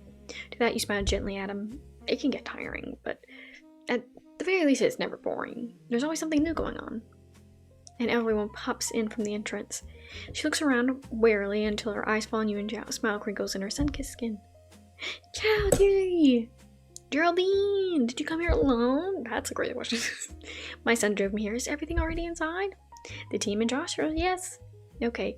And who are you, sweetie? A friend of Zhao's? My name's ma'am. I'm the funeral director in charge. Nice to meet you. I wasn't personally close to her, but she was always interested in our work. It made me happy. Okay, so museum lady. You offer her a genuine smile, and she beams even wider. With a strong grip, she gives you your arm a friendly squeeze. Oh, what a cutie. I think they're your type, Zhao. Didn't you tell me once? Oh, Yolene, I think Josh is waiting for you inside. I just imagine. Push. Zhao quickly and gently ushers the lady into the room. When he returns, his eyes avoids yours, with his ears are still slightly red at the tips. You can't help but tease. No. Sorry about that. I'm one of the younger staff, so she can get really motherly. I think it's sweet. Are you close with all your coworkers? Close enough.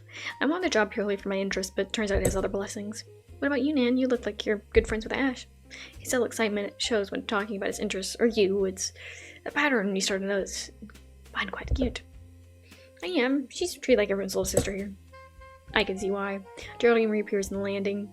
Ciao, dearie. I'm sorry. Can you help me with the restroom? This way. The two museum staff go down the hall and you're back with your top. What? The afternoon rolls in. You stifle a yawn as you think about the day. There's a pattern. Most of the people who came seem to be business partners and colleagues with some distant families here and there. What life has Jane led? Does she have anyone close in her life? Did she disown no one? You never publicly verbalize those questions, but there's something especially somber about the whole affair. I want to see you in another life. That kind of somber. There are many flower stands and condolence gifts from companies and executives, and their presence doesn't cover the lack of intimacy the actual viewing has. Not the first time, but something about Jane Avery and her peculiar situation pulls you in the more you think about it. I'm 100% convinced she was murdered. Just my opinion. Just my opinion. You wonder if there's a deeper meaning why she specifically requested you and Jack. My god. Enigmatic and rosy botanical curator. You can't fully put your finger on him yet, but he's a comforting presence so far. What if this was genuinely like a matchmaking from from the grave. Let me play with them like dolls. It's too soon to jump to conclusions. Fatigue starts to seep into your bones. Tomorrow's the burial, and this is the last night that Jane's Avery bodies will be above ground. She's an enigma that has been in the back of your mind. You wonder if secrets will be brought to the ground along with her. You turn off the lights in the viewing room, giving the funeral home security guard a nod before leaving into the night. Spider brooch, interesting. I just noticed that. Day 3 of Jane Avery's viewing. The viewing comes to the end after 3 days. The visitors are considerably fewer than the previous days, but they still gather in the same way that gives you an odd feeling in your gut. Time to clear out. Guys are already in front. Is it okay if I just guide them here now? Yes, thanks. Be right back. You give a final sweeping look of the room and its lush decorations before they leave. They are hauled back to the Cullivan Museum of Natural History. Save for the centerpiece, of course, the ever-still body of Jane Avery. Hey, Nan. Oh, and where have you been? Smoke break. His gaze is fixed to the last coffin as he stands in the threshold of the room. There's still time if you want to stay with her. The Cullivan guys will be clearing out the decorations in a minute, but don't mind them. Owen squints, dropping his gaze to the floor below the foot of the coffin instead. I don't know. It's like she's still judging me. Saying how she always looks like that even back then. You did some masterwork. She looks like she's sleeping. Thank you. The man's dark gaze continues to bore the room, not daring to penetrate it with his presence. He lets a sigh and steps inside without a word. You avert your gaze back to the landing area in the hall, not wanting to disturb him. Child's crew of the museum staff has arrived. He pauses a bit when he sees that Owen is inside, but instincts him to clear out anyway. It strikes you a bit how solemn they look, perhaps out of respect for the home and the situation. It's just you and Zhao again, but both of you stare into the room, framed by the wide open doorways. Staff clears out the exhibits as Owen stands at the side of the coffin with his back to you, far away. Just him? Yeah, just like the red letters request. There are Jane assistants, I guess, but they're waiting at the lobby. Is the burial right after this? Yes, my friend will be handling it, so we're done after this. I see. Hey. Owen steps out of the room. You notice that this would be the first time in 3 days that you've got to see them talk to each other. He extends a stiff hand, to which Zhao calmly grasps back. Owen Weaver. Zhao Xing. Oh god, I missed that sentence. The normal time for the handshake has to last, but Owen tightens his grip on the shorter man's hand. Say, Zhao Xing, have we met before? Not formally, but I did see you during the viewing. Now I see every day. Before that, months ago.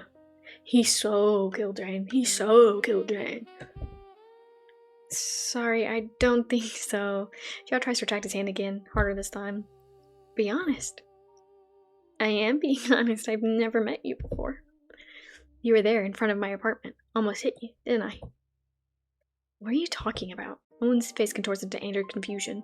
The man drops the grip on the other's hand and steps forward, tauntingly. Don't lie to me. You're one of my mom's hirelings, aren't you? Some of the staff milling in and out of the viewing room start to notice the noise. You have to step in between it. This escalates.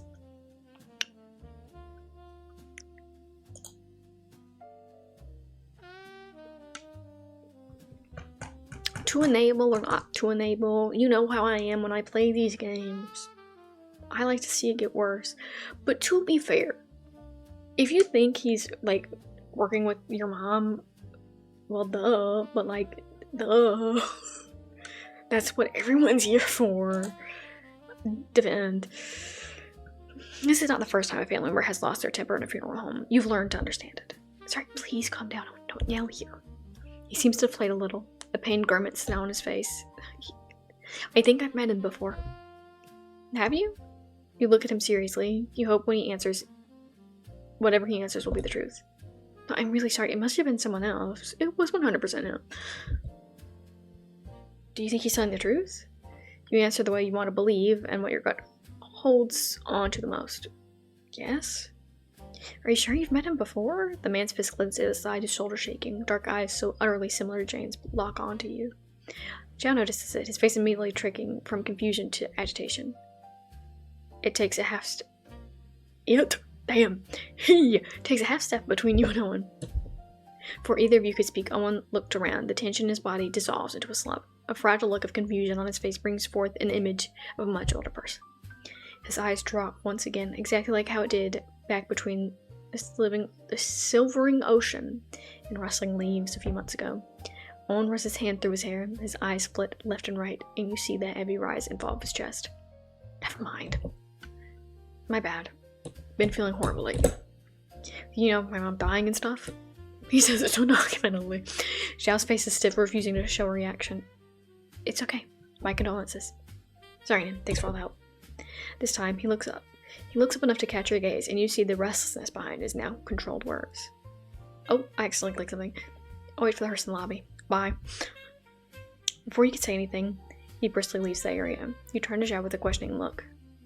What was that? Why was he so sure he knew you? I don't know either. I swear I've never seen him before. Didn't even know Miss Jane had a son before this. She never told you? He's not that close with any of the curators, at least not that I know of. Does this happen often? People getting agitated? Yeah, but it's understandable. They're grieving. I'm a little worried for Owen, to be honest. I can't imagine having mental strength to deal with that every day. You're great. The words leave his mouth in such a genuine tone that a slight heat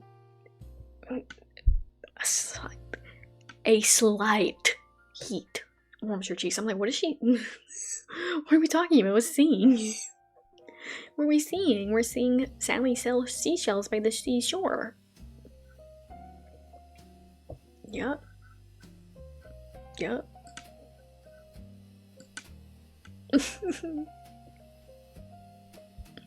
What are we seeing? The empty hallway feels a little smaller now. Thanks, you too. Preserving and building knowledge for other people. Lord, I can't read. I think that's amazing too. I'd love to see your work directly. And you mean it even more when a smile blooms on Xiao's face. Why not tomorrow? We'll be returning the bar specimens at noon. You should come with me. You're not busy, of course. Really? I'm in. He lets out a satisfied chuckle. See you tomorrow then.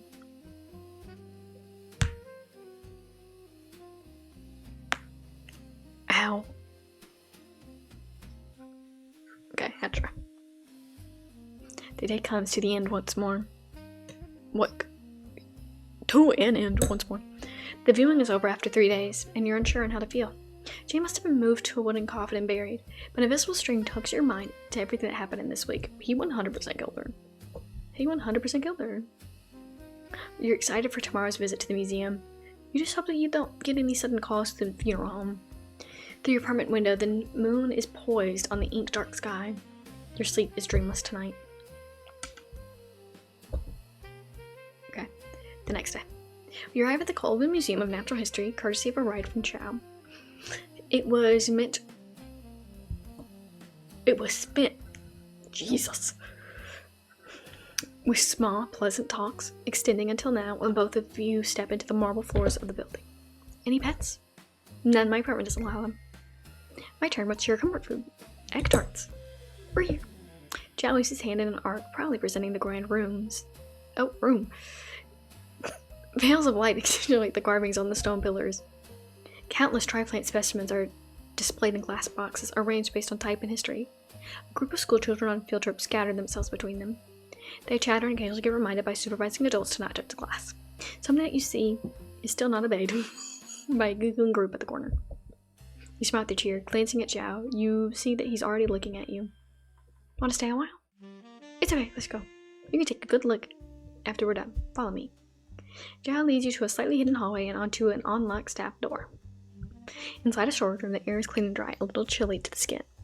Rows and rows of pristine cabinets and tables line the room. It's a little clinical, a little far cry from the museum's classic interior. You look around with hands behind your back, careful to not touch anything. Welcome to the botanical curator's nest. My friend auto-transported and loaded the borrowed specimens, so now my job is to sort it back and report it. I'll show you a lot of things. Be ready. His smell is contagious, you think. He places his bag. Damn. The same rattling beast as when you has your first meeting and gets to work on the packages and cases laid out on a large table. He procures a set of keys from his bag, and on top of one of them from it, his gloved hands pull out a frame and almost the size of his torso. The graceful Cypripedium Aculae, or pink lady slippers. It's quite common orchid, but this one was mounted in 1950. Damn, I remember this one. It has the cutest shape. It does. Now this one is the Helichrysanthem chrysum stochas, or shrubby everlasting. It's a lovely little perennial, also common, and was mounted in 1990. Look closer, you can see the brighter spot of yellow. Let me see. Oh yes, there. Jalap's a light and gentle sound and continues to the next one. The lively bog asphodel, one of the words I just said. It grows in wetlands and grassy areas, is considered quite rare, but not by much. We don't lend any overly rare value specimens anyway. I don't think it's easily allowed, especially in such short notice. This one was mounted in 2002. Not an antique, but beautiful nonetheless. What's the oldest plant you've gotten here? I would wonder that. 1788, my guess. Oh, 17th century, that's 1600s. We have a few things from 17th century, mostly collections of medicinal plants and stored in volumes of books. Where did I see the word wooden? I saw volume, I thought it said wooden. What's wrong with me? Can I see? For older collections, we store them in a different room in the museum. That one's not really easily accessible. Oh, alright. If you want to see it, I'll see what I can do. My manager still owes me a favor. I can ask him later. Oh, you don't have to. I was just curious. You wave your hands in front of you in dismissal, and Chow gets one in return. Okay, well, I'll show you something else that's just cool later. He continues with his work, making sure to entertain you while still... So right now, I'm looking at this from afar. And my eyes... I know that right now this says returning, because I read it again. I want you to know that I fully just thought this said rendering. How would that make sense? How would that make sense? The items to the tracks and logging them with precision. Forever admiring oohs and ahs that come out of you. Xiao seems to be a little brighter. That's the last one. Phew. He wipes his brow, satisfactory smile graces his face as he looks around the thorax. You notice a piece of plastic stuck to his hair via static electricity. I am a yandere enabler. Take it yourself. Chow, you have a... Gingerly, you close the distance and extend your hand to his head. He freezes in a wide-eyed stare, but doesn't move an inch. You pluck the piece of plastic lingering slightly in proximity, then you step back. It was stuck in your hair. Oh, thanks, Dan. Chow's bashful demeanor soon replaces itself with a sort of gentle delight, and enveloping warmth spreads across the smile. You're not sure why he's so happy over the small gesture. Why do you think, man? What do you think? What do you think? His boss is like, wow, you have a type. And you're like, wow, I wonder why. You're not stupid. You're not stupid. Okay, well, to be fair, I can't tell when people like me like that. I can kind of tell, but I always give benefit of the doubt. Not that I think you need benefit of the doubt for liking someone or having like a crush or anything, but like I just kind of go, nah, but I will think it. There will be like a song like, but I'll just go, nah, whatever. And that's normally how I handle it. But like, when it's written out so plainly, why do you think? When it happens to me, I can't tell. Like I can't a little bit, but then I'm like, no. I'm being so serious right now. I once had a guy. And don't laugh at all. Okay, don't laugh. Me and a guy. Okay. We're chilling. We're cuddling a little bit. And most importantly, his hand on leg. And I'm like, no, that's crazy. I don't view anything out of it because I'm not. It's happening. I think, oh, not much more feeling arisen out of that. Hand going higher. And I'm just like, I mean, that is happening. And there's a possibility. There is the possibility. But nah. Nah. And I was like, well, time to go get food. I'm sure that was fun. I mean, I was playing, oh my god, what game was I playing? I think I was playing the one where you, is it 2048? I was playing that.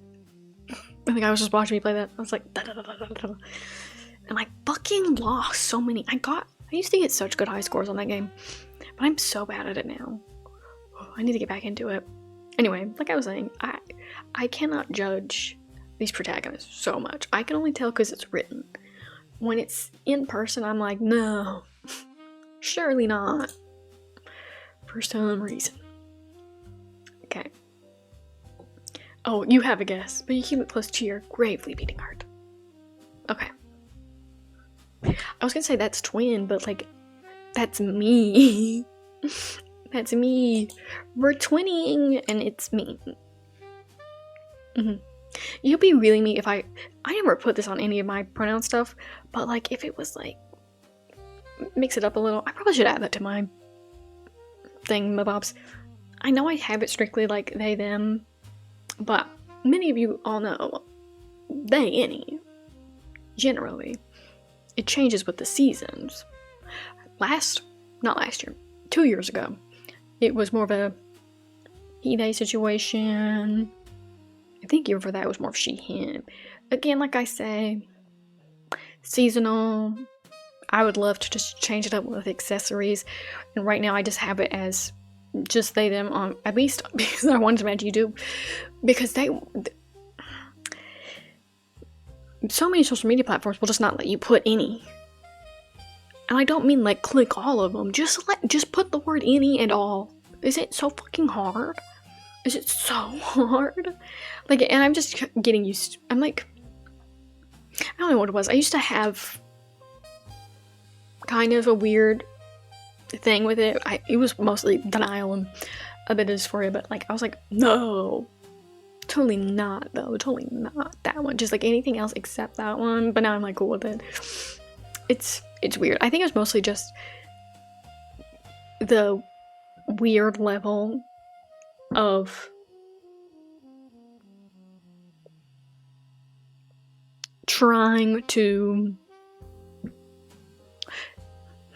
what's the best way to put this? Trying to conform to a very cisgender friend group.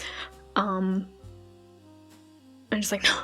And even when like it was when I met some other queer people, I was like, finally, but I still want to be special. It was like I want this weird feeling of isolation that I'm so accustomed to, and I don't like it going away because I'm used to this isolation. So like, don't go away. This has to be isolating and different, which is not a good feeling to have. So, you know, as they all say, build your community, friend, build your community. Anyway, I like mixing it up with pronouns. If this was truly me in every sense, switching it, I wish I could just switch it up by time. It's fun. It's fun. Oh god, it's so fun. And you know, they hit a spinner wheel every single time. Every single time. I know some people don't like, off the wall here, some people really don't like if you do multiple in one sentence.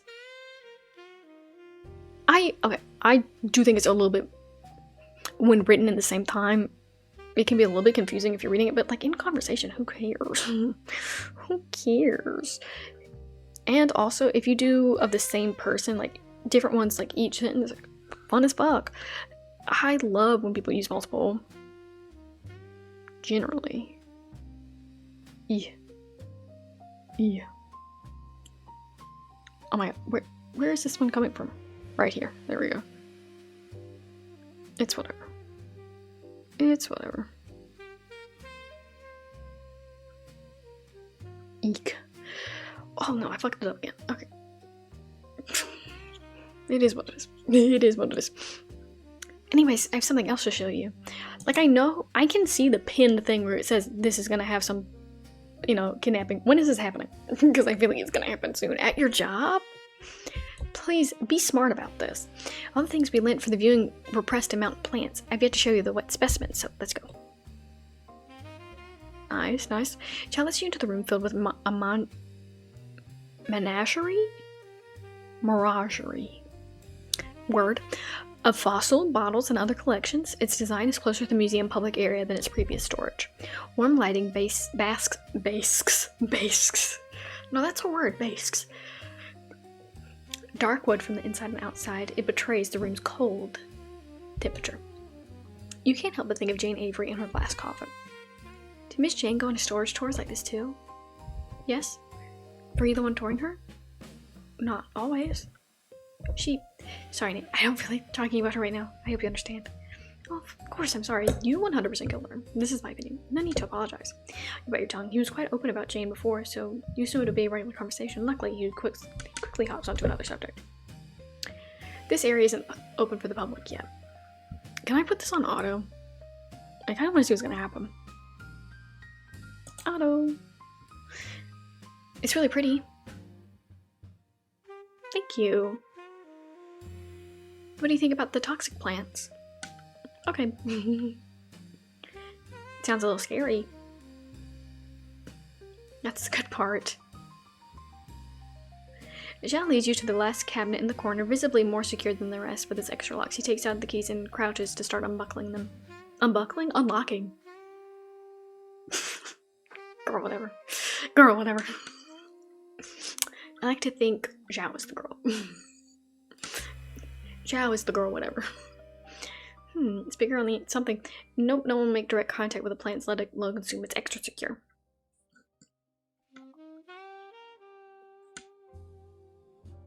As the perfect point, he briefly moves to the next log. Zhao's hands, now gloved again, pulls out a jar, but quickly hides behind his back with an excited grin. Okay. Girl at your job. Girl at your job. Don't do that. He leads you to a nearby table where he gently places the jar on. This is Lilium Cupidos, or the Heart's Undertaker. The beauty was initially known for its preservation qualities, being used in embalming and around the 1500s. For sure. There are also records of localized superstition from that time, caused by people working with the flowers, but, well, it's a toxin.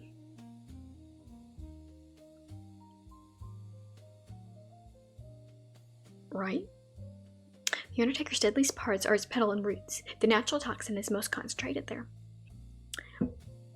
Well, that's almost all of it. Oh no, those aren't Mistosha leaves. You bend down the closest to see the pale white flower submerged in liquid. Its petals are reminiscent of a lily, their ends curling ever so slightly at the peak. I should lean in a little bit more so I can actually read. Its stem and leaves are a peculiar shade of dark brown, nearly indistinguishable from black, but most strikingly of all is its splatter of pink. Oh, okay, if that's the theme we're going around of why he is, pink theming, I do like that. It's deadly still. You find yourself wanting to hold your breath. And then chloroform. That's my guess. You glance at Zhao, who's smiling at you with a tilt of his head. Hey? Is it rare? Maybe.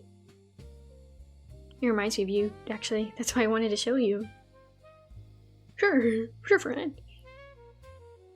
Really? How so? I'm gonna use it on you. It's the name you're an Undertaker yourself, and I find you quite to be the interesting person. Right? Sure. He looks away, and you can tell in his eyes that he wants to say more. His thing is whole preservation. Oh my god, he's gonna put us up like a fucking butterfly. You cough. Ask more about the flower. You want to know more about it. A playful smile appears on your face. Anything else? Well, it's usually known for its unique look, but it's more interesting than that. Right? Okay, girl, go on.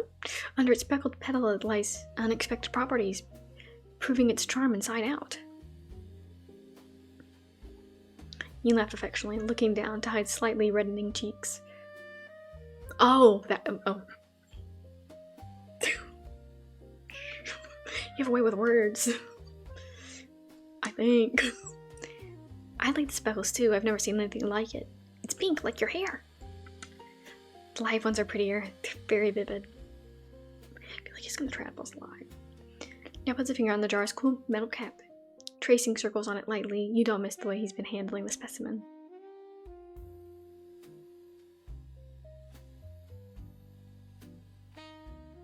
Gently and thoughtfully. You imagine how it would feel on skin. Oh, his hand. I thought you meant the flower? I was like, why would you want that? I was wanting the image out of your head. You look the first thing you think of. How's it kill people? Oh, you look like a flower yourself. Huh? You do. You look like you could be a Steven Universe character in the most complimentary way possible. Your hair and your clothes, the way you talk and move, reminds me of a flower. It's kind of like if Pearl was pink. That's how I... With the asymmetrical bob too. Watch this space. That came off goofier than you meant to be when you stand around and push down any buds of embarrassment. Thank you. I didn't know you see me that way. Well, two text bubbles ago, we were thinking some other things. For that, I hereby declare that Heart's Undertaker my favorite plant of the month. Just of the month. Wow, you're seeing other people. Bitch. You have to stop the smile on your face, now wide by the warmth of the voice. That's what I was. Only for the month? You biatch. Depends. With Undertaker themselves, let me study them more. For research purposes, of course. If you treat it like Hinge, this is the funnest shit ever. Yes, of course, for the curator's research. Yes. You and Joe laugh. And the first time in the back and forth bashfulness seems to catch up to both of you at the same time. Where you realize what you disagree to? Are you done looking at it? Sudden. You nod and Joe picks up the jar. He starts to the cabinets and returns it. Several clicks resound through the quiet room, reaching your beating heart. That's what I meant. Click, click, click.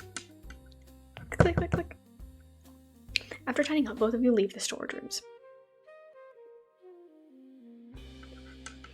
Under the glow of the museum light, Xiao's smile seems to brighten like no other.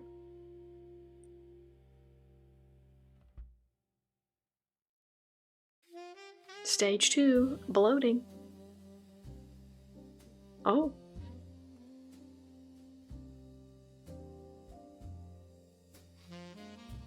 Oh, let me turn this off auto. Zhao Chang. Oh, okay. Okay. Fuck. Behind the moments of occasional bashfulness, you come to realize that Zhao exudes a confidence you'd like to see more of. He sent you a picture of his lunch yesterday, with his face in the corner, and his hands proud up in the peace sign. Me and my Instagram story. Follow me on Instagram. I never post something. It's been 1 or 2 weeks since the Jane Avery job has wrapped up. And like the unusual one-time job partners, it seems like you both still want each other's company. I can't imagine why.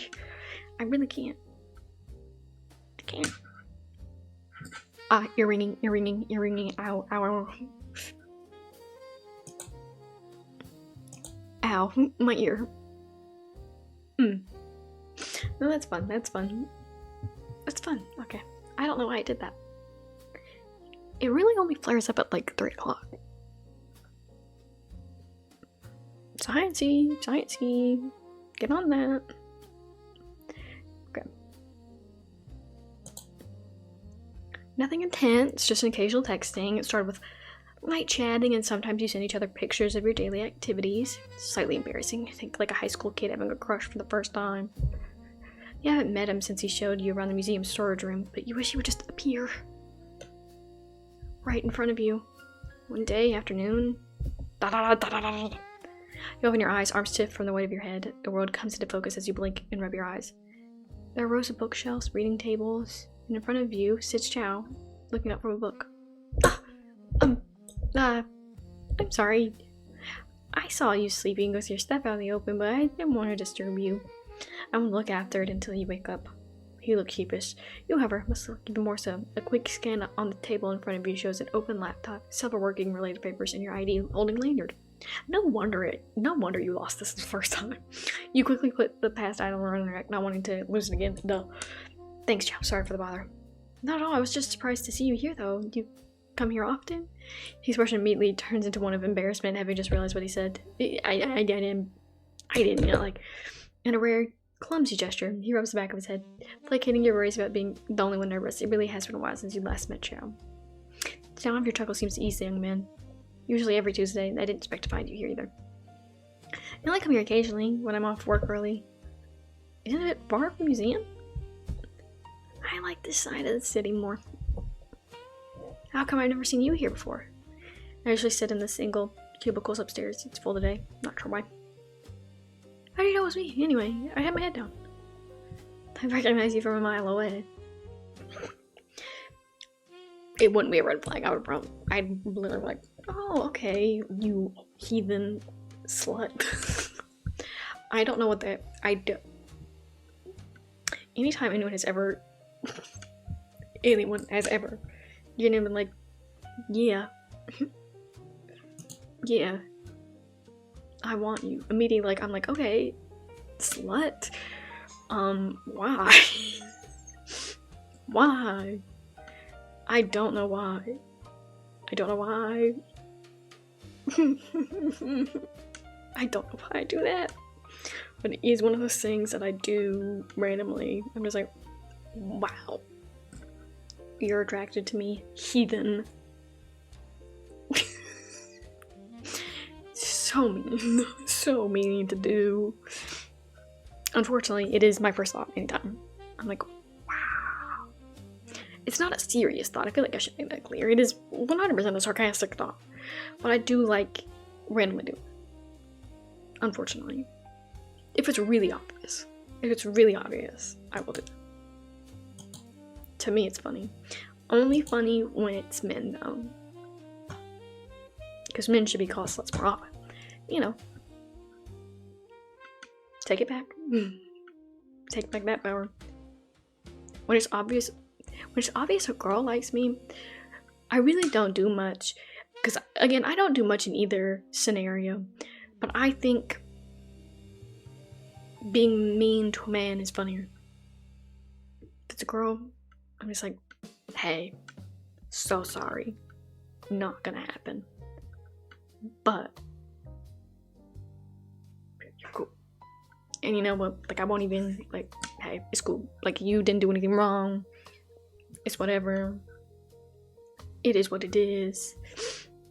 You know, maybe one day there will be a scenario where, you know,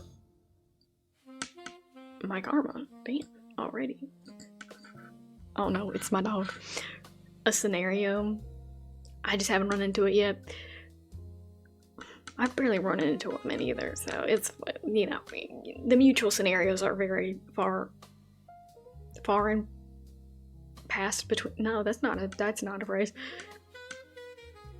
Far and over, not very often. It's fun. Like, I just like making fun of a little bit. I will make fun of someone if they like me, like a little bit. You know, even I had someone once who was like, I don't like you romantically or sexually, but like I would though. Okay, heathen. Don't ever tell me that. Don't ever do that. It was so weird though. That was a scenario where someone, just anyone vaguely that was in that they wanted as friends was just someone that they could see potentially one day having sex with. So that's the only value. I think I just don't like knowing it. Like, if you just keep it coy, you know, it's always that. I am much more friendly tease, not, you know, you heathen. Ugh. Stay away. If it's like vaguely romantic, then I'm just like, okay, I don't think it's gonna happen, but like, aww, that's my reaction most of the time. Other times I was like, no you're not. No you're not, I just don't believe you. Like, no, when did that happen? Or ego boost. Oh my god, why? When you realize that? When did you realize that? Really? Why? You think I'm funny? Really? That I find much more entertaining than... I need you bad! Can't do that. No, because then you're heathen. Heathen. You heathen.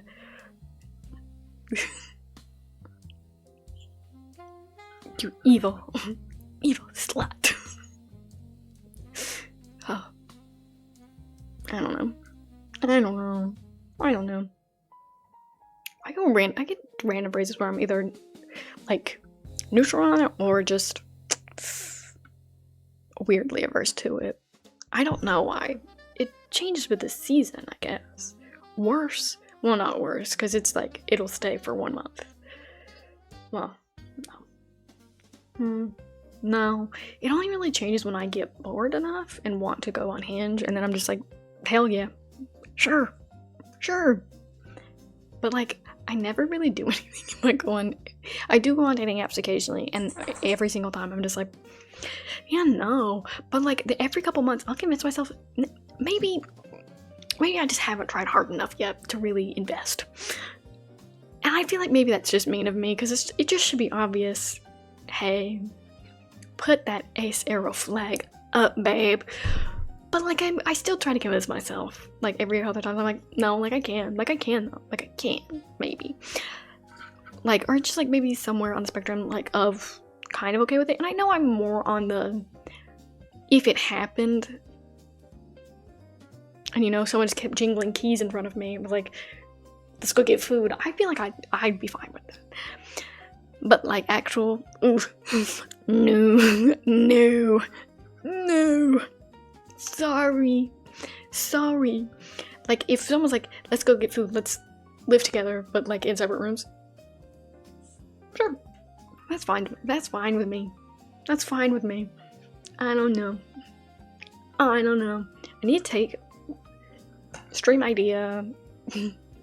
Ace Eric West. Where would I even put that flag? I don't know if I have enough room anywhere. I'll put it somewhere. Maybe in the bedroom. That'd be funny.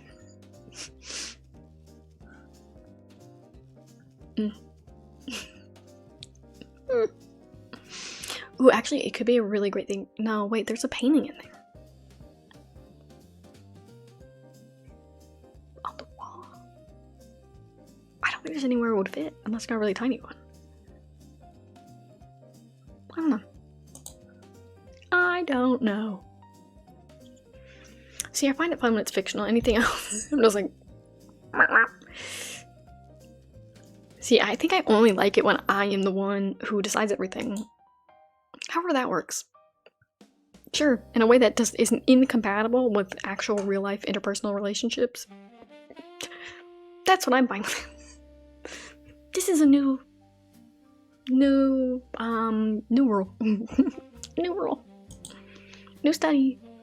I know we've been talking, but it's nice to finally see you again, and there it is, a gentle confidence comes in whenever he sees fit, an obvious attempt at wooing, yet a far cry from the crassness you've had in your fair share of seeing when others do so. Slow and careful, like a trickle of a watering can on a deer garden, but you feel your cheeks warm. Or jingling keys.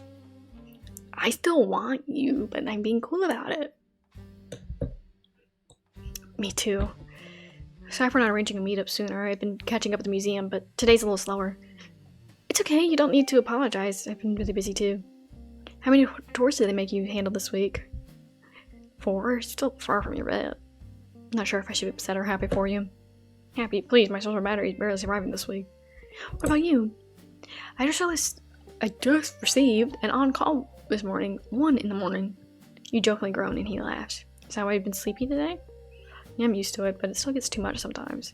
You tilt your laptop screen inwards, peeking past it at the book between Chow's fingers. Wordlessly, he raises it to your eye level. His rosy gaze searches your face as it falls into recognition and amusement.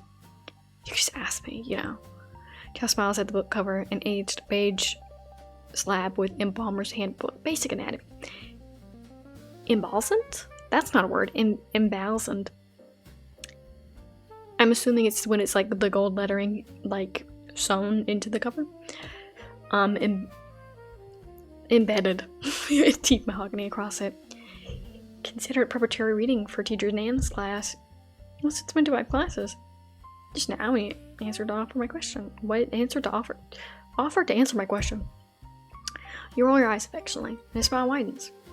But seriously, are you interested in embalming? I am. Whenever I'm here on break, I like to read books on random topics. Since my time at the funeral home and with you, I've got a new perspective on a whole lot of things. Really? Like what? Like preservation as a form of love. I mean, that's what I do with my job too, but it's definitely different from what you do. You get to know someone, care for them, and you want to keep what you can of them even beyond the grave. I know your job is much more than embalming, but that's the most exciting part to me. It's like, people want to buy time, no? Feel like the deceased is still alive, even for just a few days longer. The words hang in the air. Your job has many ways people look at it. Scared, respectable, scared, tedious, mechanical. You too have experienced all those at least once in your career. But you've always liked the more tender views of it. It's like that one book. I think it was Mortician. Maybe. But it's basically just about dying. Beneath your scalpel? Yeah, that's the word. Scalpel. And above the cold tray lays an illusion of a life you've been trying to keep even for a minute longer. Sorry if it was offensive. No, not at all. Sorry, I was thinking. I'm honored. You have good understanding of what I do. But you're wrong about one thing. You say it kindly, wanting to share rather correct. Your eyes an inquisitive eyebrows. You get to know someone, care for them, and want to keep what you can even beyond the grave. I actually don't know the people I handle, and they don't know me. Which is normal, of course, but there is a dissonance, I think, only people like me experience. I do all these procedures. I know their tattoos, scars, and everything. I'm quite literally sending them off to be buried or cremated. You think of only the amount of times you've become lost in thought at the morgue. They only said they were a rock climber. No wonder their hands are calloused. A bunch of faint scars on their knees. Must have had a rowdy childhood. The fine smile lines with children sobbing their eyes out in the lobby. A beloved grandfather. If I'm completely honest, about you, what would they say about you? Their desire in your heart to understand and to be understood for once. For me, it's incredibly honorable. How far will you go? And incredibly lonely. You look back out, and after a near little explanation, he tilts his head ever so slightly, hanging on to every word like a lifeline. Was that oversharing? You really hope it wasn't. Suddenly self-conscious, you look around the library. No one is seated near your table, and you've kept your voices low enough so far. It shouldn't be an issue.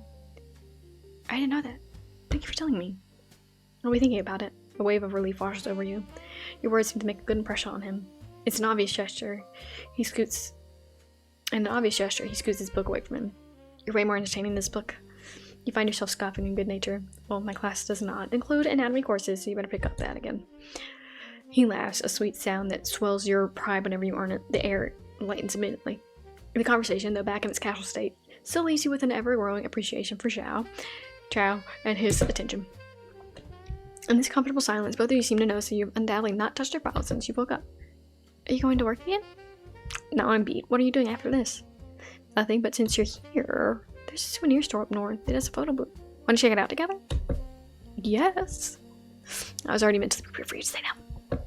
Come to think of it, it's pretty sudden, and we have work tomorrow.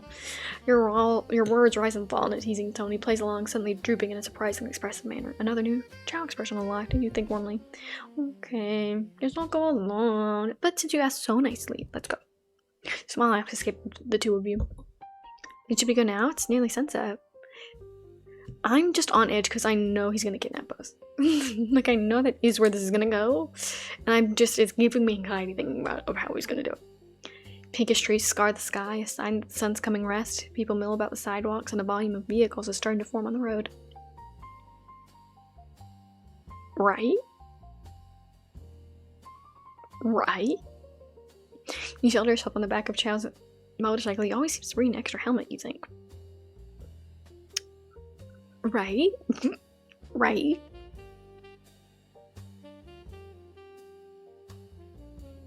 Around 5 minutes later, you arrive at the destination. Really? It's that close? Sure. The analog photo booth is snuggled in a well-lit store, private and warm. It is almost 3 o'clock in the fucking morning. You notice at the exact same time as curtains flutter in, a boy runs outside of it, followed by another teenager. Beep beep. Beep beep. He raises a photo strip high over his head, making them frown and try to reach for it.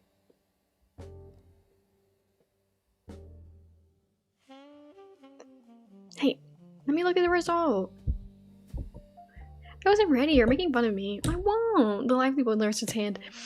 A cheeky smile still plastered on his face. His companion takes the photo and looks at it closely. The more their eyes go down, the wider the smile becomes. You look dumb. Anything make you smile, my liege. He flourishes about, and his companion clicks their tongue affectionately, ruffling his thick hair. Making people stare. Embarrassment shows on the lively boy's face as you lock eyes. He sheepishly takes the other's hand and scurries away. So full of energy. It's cute. Makes me miss high school a little. Do you still keep in contact with your high school friends? Not intensely. I don't think the other is like no one does either. He opens his mouth to say something but refrains. Nothing. We should get tokens first. Not wanting to linger at the entrance too long, you purchase a token from the cashier and straight to the booth. It's cozy, curtained in velvet with a leather chair barely enough for both of you. You slide message out, arms touching. You've been here before? Never at the store, but I have no one to try the booth with until now. You avert your gaze. He does the same, and it occurs to you both that this might be the closest your face has ever been. Okay, well then make out. I don't know. Get a picture of it. You could just make this shit simple. Make this shit simple quickly. The booth is small and your thighs are touching. It feels different than when it happened on his motorcycle. Chow holds back a cough. I'll start it. You nod in silence, afraid of blurting out something that would haunt you for the rest of the next 7 nights. A specific number. After inserting the token, the timer starts. It takes 4 shots in total, with only a few seconds in between them. You and Jess laugh as you struggle to pose in time. It seems you're both a little awkward with each other in a sweet way. You exit the booth at the same time. The teenagers from earlier did, happy and blushing. We should totally prepare some poses next time. It can't be that bad. We'll see in a few minutes. You and Jess stand at the booth waiting for the developed film to fall into the tray.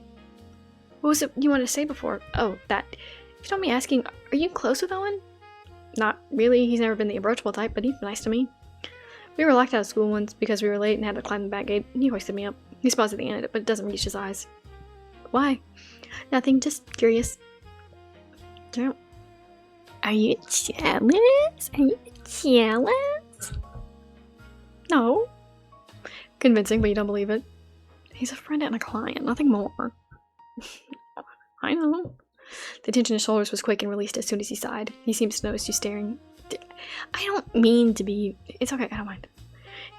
Interesting. He's always so collected. One wouldn't guess that he'd be easily the jealous type.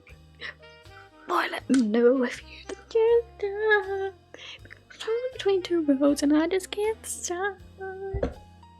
A gentle smile returns to his face. But gate climbing, Dan? I'd love to see that. I'm retired. Sorry. Aw, really? In the shop's comfortable ambiance, whatever. The idle chatter with Chow feels natural. Suddenly, something in the booth whirs, and the Chow pops his head into the back of the curtains. Right. Pulling it. Pulling out. He pushes a single strip of 4x white photo as he holds it up and looks beside him. Cute. The man chuckles in agreement and points to one of the books. I wasn't ready in this one. I was laughing. There's still a tinge of awkwardness in the way you both position yourselves, but adds to the charm nonetheless. Chess smile beams in the monochrome image. Your smile is just as bright. As if on instinct, you still glance at Chess' actual face. His cheeks are rosy and he looks back at you. Do you want to split the strip? A nod is all you can muster. He procures a small pair of scissors from his bag and splits the strip in half. Which one do you want? This one. I told you I wasn't ready. I still think it's cute. Before you can move out of your reach, you take the strip from his hands. Hey. I'm giving you this. Fine, as long as you're happy. You spend more time bars in the gift shop. The sky's getting darker on the horizon. Past the tall city buildings, you feel slight drowsiness too. Joe takes you home, and you bid him goodbye at your apartment door. After a good shower, you reunite with your bed. You fall into a happy dream. You can't remember what it is, though.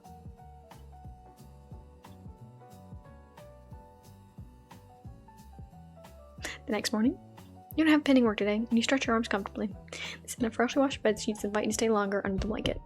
Yesterday's events come back to you. You can see the photo strip on your table. The warmth creeps back into your cheeks. Getting to know Zhao has been a welcome addition to your day-to-day life. Despite the Colvin Museum being a bit far from your side of the city, it seems Zhao does a lot of his activities there. Well, more opportunities to see each other then. As the clock ticks 30, you finally gather strength to leave the embrace of bed. You head over to your laptop as the picture re-enters your mind again. There's so much about Zhao you don't know yet, and you have a feeling that there's more to than meets the eye. A little soothing won't hurt. Everyone has the object of affection at least once, right? You open a browser and type Chao Zhang Chen in the search bar.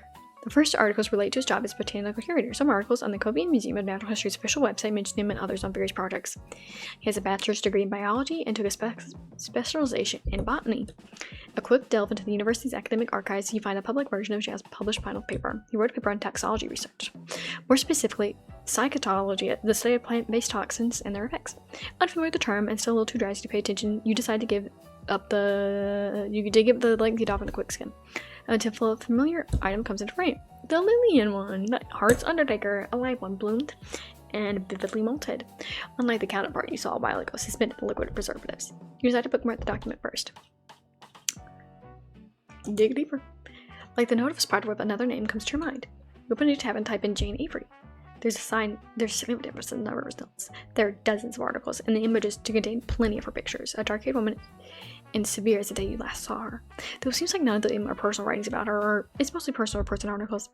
She was a businesswoman working in the trade and economy. Just as me for being a enjoyer of the art and preservation seems to be true. There are photos of her in museums.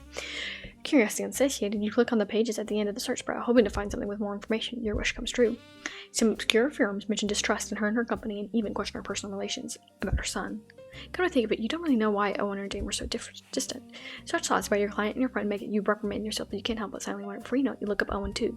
Nothing much catches your eye, but there's a picture of him on a professional network platform. You split the tab in two, pulling up Jane's front-faced photo next to it. A splitting image of the raven hair and pale skin, but it's effortless to see where the resemblance ends. Where the son has fear in his eyes, the mother has a pride as personal as the day she lay on your metal bed.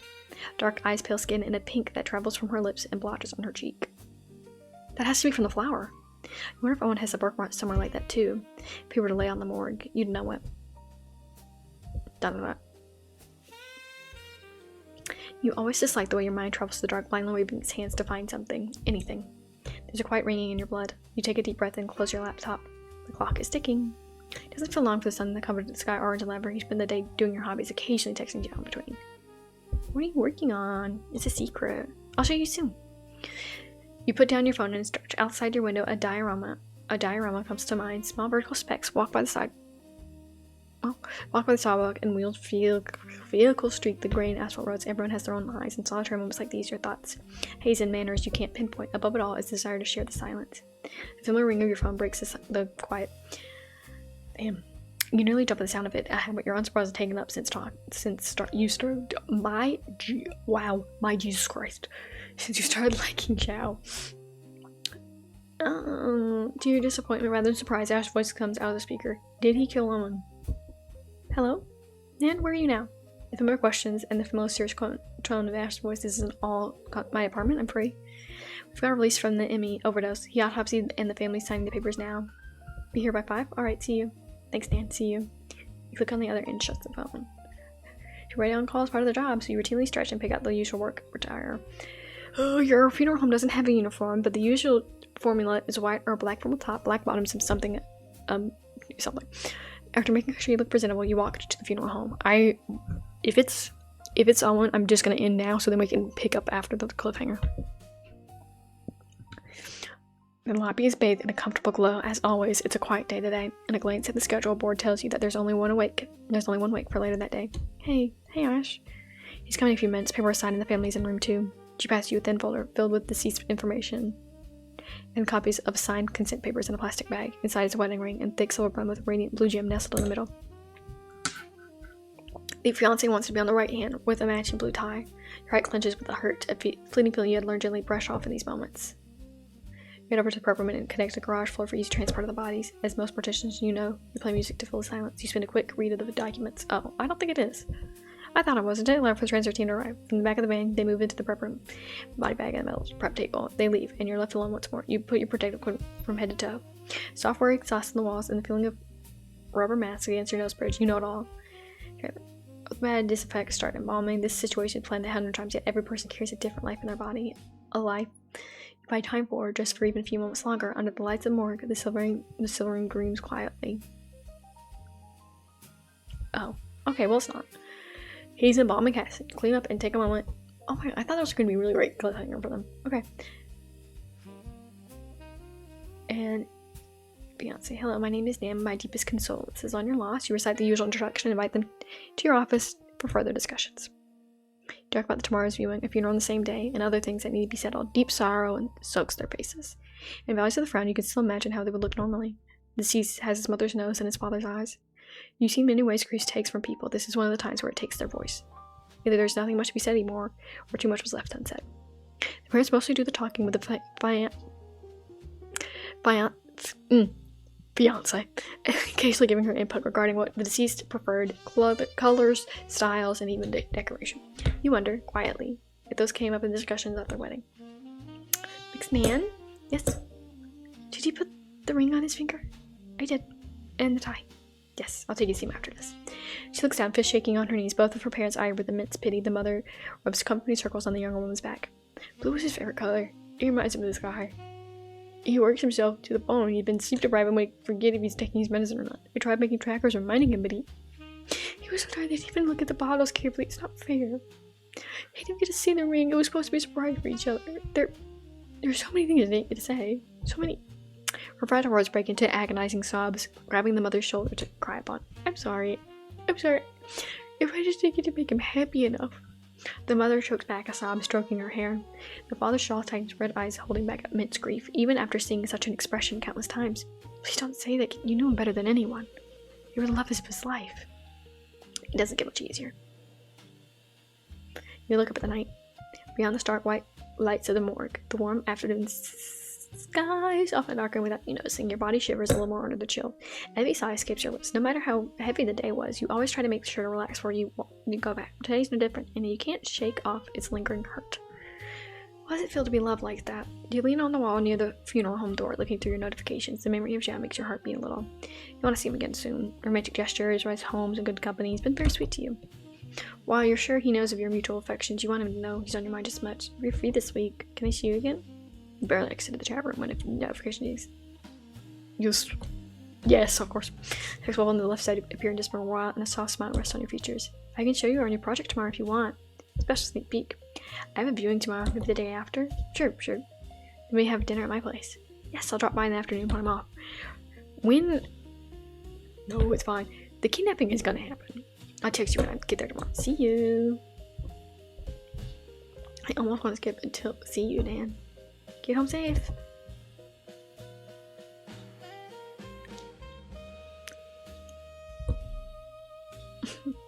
Two days later, at least it's going straight to it. A weekend never stops the city from the throng of life. Ow. Cars pass by and people mill to and fro. You walk in the towering doors of the Colvin Museum of Natural History with its marble floors and sophisticated air. I'm here. High ceilings stretch above you, and a mezzanine offers a peek at glass displays lined an open hallway facing where you stand. I read last time you were here, you get a chance to inspect the building's classical architecture more. It reminds you of the vibe of your own workplace. You hear the loud echo of shoes on tile before you hear his voice. Dan! Giles resting stride halts in front of you. Soft hair falls across his face as he catches his breath. Hello. Sorry, I ran. The man is paler than usual, and you don't really fail to notice the faint shadows under his eyes. Still, his smile is radiant as ever, all teeth and blush. You can't help but grin. Hi. He finds a cough and straightens, reaching into the pockets of his jacket. From it, he procures a thin card attached to a milk tag. May I? You nod, and he carefully attaches the guest tag to your clothes. Also, you're not allowed to visit the archival rooms anymore, since your collaboration contract with the Colvian has ended. I tried convincing my manager, but it didn't work. Sorry. Completely fine, I understand. What's your secret project, then? It's the museum's anniversary soon. For every wing, the main team's curators get a curated choice exhibit. Will you be showing? I don't know yet. We're still planning the main installations right now. Let's go. You fall into step with Zhao. Various visitors bring the place to life. Their appearances telling a story of their own. Are you on the clock now? I don't want to intrude. I am, but don't worry, our schedule on this project today are flexible. We need fresh faces every once in a while anyway. We, the curating team, I'll introduce them to you right now. Okay, before we do that, I'm actually it's 3 o'clock in the fucking morning. Me tired.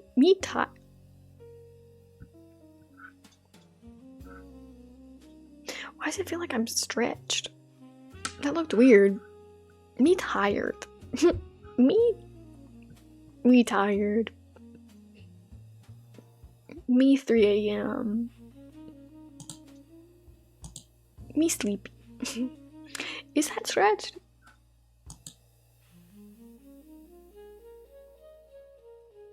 Is it? Oh my god, is it actually? Is it? It looks like it might be. Oh.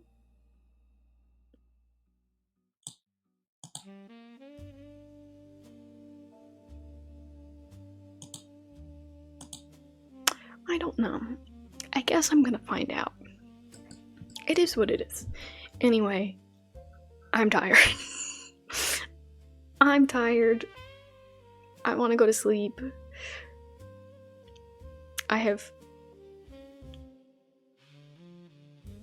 Is The Boys finale out right now?